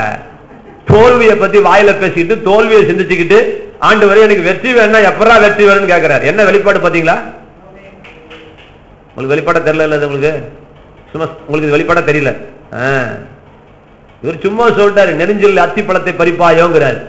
எதுக்கு நெருஞ்சில் சொன்னாரு, எதுக்கு அத்திப்பழத்தை சொன்னாரு? அப்ப அது கான்டெக்ஸ்ட் வாசிக்கும் போது, லூக்கா 6 வாசிக்கும் போது வார்த்தையை பத்தி பேசுறாரு. அதை பத்தி பேசும்போது தான் கீழே வராரு, என்னை நோக்கி ஆண்டவரே ஆண்டவரே என்று சொல்லுகிறவன் அப்படிங்கிறார். நான் சொல்லுவதை செய்யாமல் என்னை நோக்கி ஆண்டவரை ஆண்டவரே சொல்லிட்டு இருக்கிறேன். ஆடி போயிட்டு ஏறுறீங்க, எங்கப்பா போறீங்க? கிரவுண்ட் ஃப்ளோருக்கு போறேன்னு என்ன அர்த்தம்? நீ எங்க ஏறிட்டு இருக்கிற? உன் வாய் என்ன சொல்லுச்சு? மேல ஏறிச்சு. உன் கால் என்ன சொல்லிட்டு இருக்குது? எப்படி எனக்கு கீழே வரியா மேல போவியா? இப்ப புரிஞ்சுட்டீங்களா? உழுந்துதான் போன அதர்த்த பிரச்சனை. நம்ம என்ன, அதாவது உன் வாய் ஒண்ணு சொல்லுது, உன் செயல் ஒண்ணு சொல்லுதுங்கிற. உன் வாயும் செயலும் விரோதமா இருக்கிறது. நீ என்ன சொன்னியோ அதுதான் அறுத்துக்கிட்டு இருக்கிற. நீ முள்ள விதைச்சிட்டு ஆண்டவரே அத்திப்பழம் வரலைன்னு கேட்கிற, ஆனா முட்டா போயலான்னு கேட்கிற. ஏன் முட்டாள, நீ விதைச்சுதான் அறுத்துக்கிட்டு இருக்கிற. நான் தோத்துருவோம் போல இருக்குது, நான் உருப்பட மாட்டேன் போல இருக்குது. ஜெபிக்கிறது 1 மணி நேரம், மிச்சம் இருக்கிற 23 நேரமும் நம்ம மறந்துட்டு வசனத்துக்கு நேர் எதிர்மாறா பேசிட்டு இருக்கிறோம் சார். ஆராதனையில 3 மணி நேரம் இருந்துகிட்டு மத்த 6 நாளும் ஆண்டவருக்கு விரோதமா தான் பேசிட்டு இருக்கிறீங்க. வசனத்தை நீங்க பேசவே கிடையாது. அப்ப என்னதான் முளைக்கும்? முள்ளுதான் முளைக்கும், நெரிஞ்சல் தான் முளைக்கும். அத்திப்பழத்துக்கு திராட்சை பழத்துக்கு ஆசைப்படாத. ஏன்னா நீ விதைச்சது இதுதான். நீ ஆசைப்படுறது திராட்சை பழம், அதை நான் ஒத்துக்கிறேன். ஆனா எதை விதைச்ச? முள்ளு செடியில அத்திப்பழத்தை எதிர்பார்க்காதப்பா. எப்படி பாருங்க ஆண்டவருடைய வெளிப்பாடு பாருங்க, பிரமாதமான வெளிப்பாடுதலாம். அதனால ரெண்டு சேர்ந்து பாருங்களேன். அப்போ வெற்றிக்கெல்லாம் ஒரு பிரச்சனையே கிடையாதுங்க. இது ஒரு ரகசியத்துக்கு ஒப்பிட்டு இருக்கிறா நம்ம பிரபாரையா தூங்குறாரு. ஆண்டவரா பாருங்க, நல்ல பொக்கிஷசாலியாக இருதயம்னாரு. என்னங்க அப்ப பொக்கிஷம் எங்க இருக்குது? இங்க உனக்குள்ளே வச்சிருக்கிறார் ஆண்டவர். இருக்கும் இடத்தை விட்டு இல்லாத இடம் தேடி அப்படின்னு ஒருத்தன் உலகம் பாடினான். எங்கெங்கோ அலைகின்றாய் ஞான தங்கமே. ஞான சூன்யமேங்கிறது அவன் ஞான தங்கமேங்கிறான். அழகா மரியாதையா இருக்கு இடத்தை இங்க விட்டுட்டு ஆண்டவன் ஏதாவது பிச்சை போடுவானான்னு பார்த்துட்டு இருக்கிறேன். அவர் நீ என்ன விதைக்கிறியோ, நீ என்ன தெரிஞ்சுக்கிறியோ, நீ என்ன விசுவாசிக்கிறாயோ, நீ எதை அனுமதிக்கிறியோ அந்தாப்பா பூமியில் நடக்குதுன்னு சொன்னா இந்த காதுல கூட வாங்காம உட்காந்துட்டு இருக்கிற. என்ன சார், நீ உன் வழியை வாய்க்க பண்ணுவான்னு சொன்னா ஏன் காதுல வாங்காம இருக்கிறீங்க? நான் தேவையில்லைப்பா, உன் வழியை வாய்க்க பண்ணதுக்கு நான் தேவையில்லை. யார் போதும்? நீ போதும். நீ உன் வழியை வாய்க்க பண்ணுவாய். ஏதோ நான் வாய்க்க பண்ணு நினைச்சிட்டு இருக்காத. என் டியூட்டி அல்ல அது, அது உன் டியூட்டி. ஆசீர்வாதத்தை வைக்கிறதான் என் டியூட்டி. ஆசீர்வாதத்துக்கான வழியை சொல்றதான் என் டியூட்டி. எடுத்துக்கிறது உன் டியூட்டி. கொடுக்கிறது என் வேலை இல்ல, எடுத்துக்கிறது உன் வேலை. அர்த்தம் புரியுதுங்களா? ஆசீர்வாதத்தை கொடுக்கிறது ஒரு வேலை கிடையாது, எடுத்துக்கிறது நம்மளுடைய வேலை.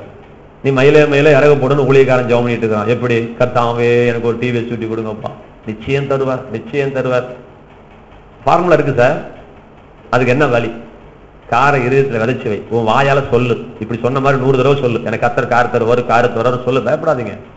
இங்க சொல்ல சொல்லதான் இருதயத்தில் எழுதப்படும். சொல்ல சொல்லதான் இருதயத்தில் எழுதப்படும். நீங்க விசுவாசாதான் இருதயத்தின் நிறைவினால் தான் வாய் பேச முடியும். அது சொல்றதுக்கு ஒரு விசுவாசம் வேணும்ல.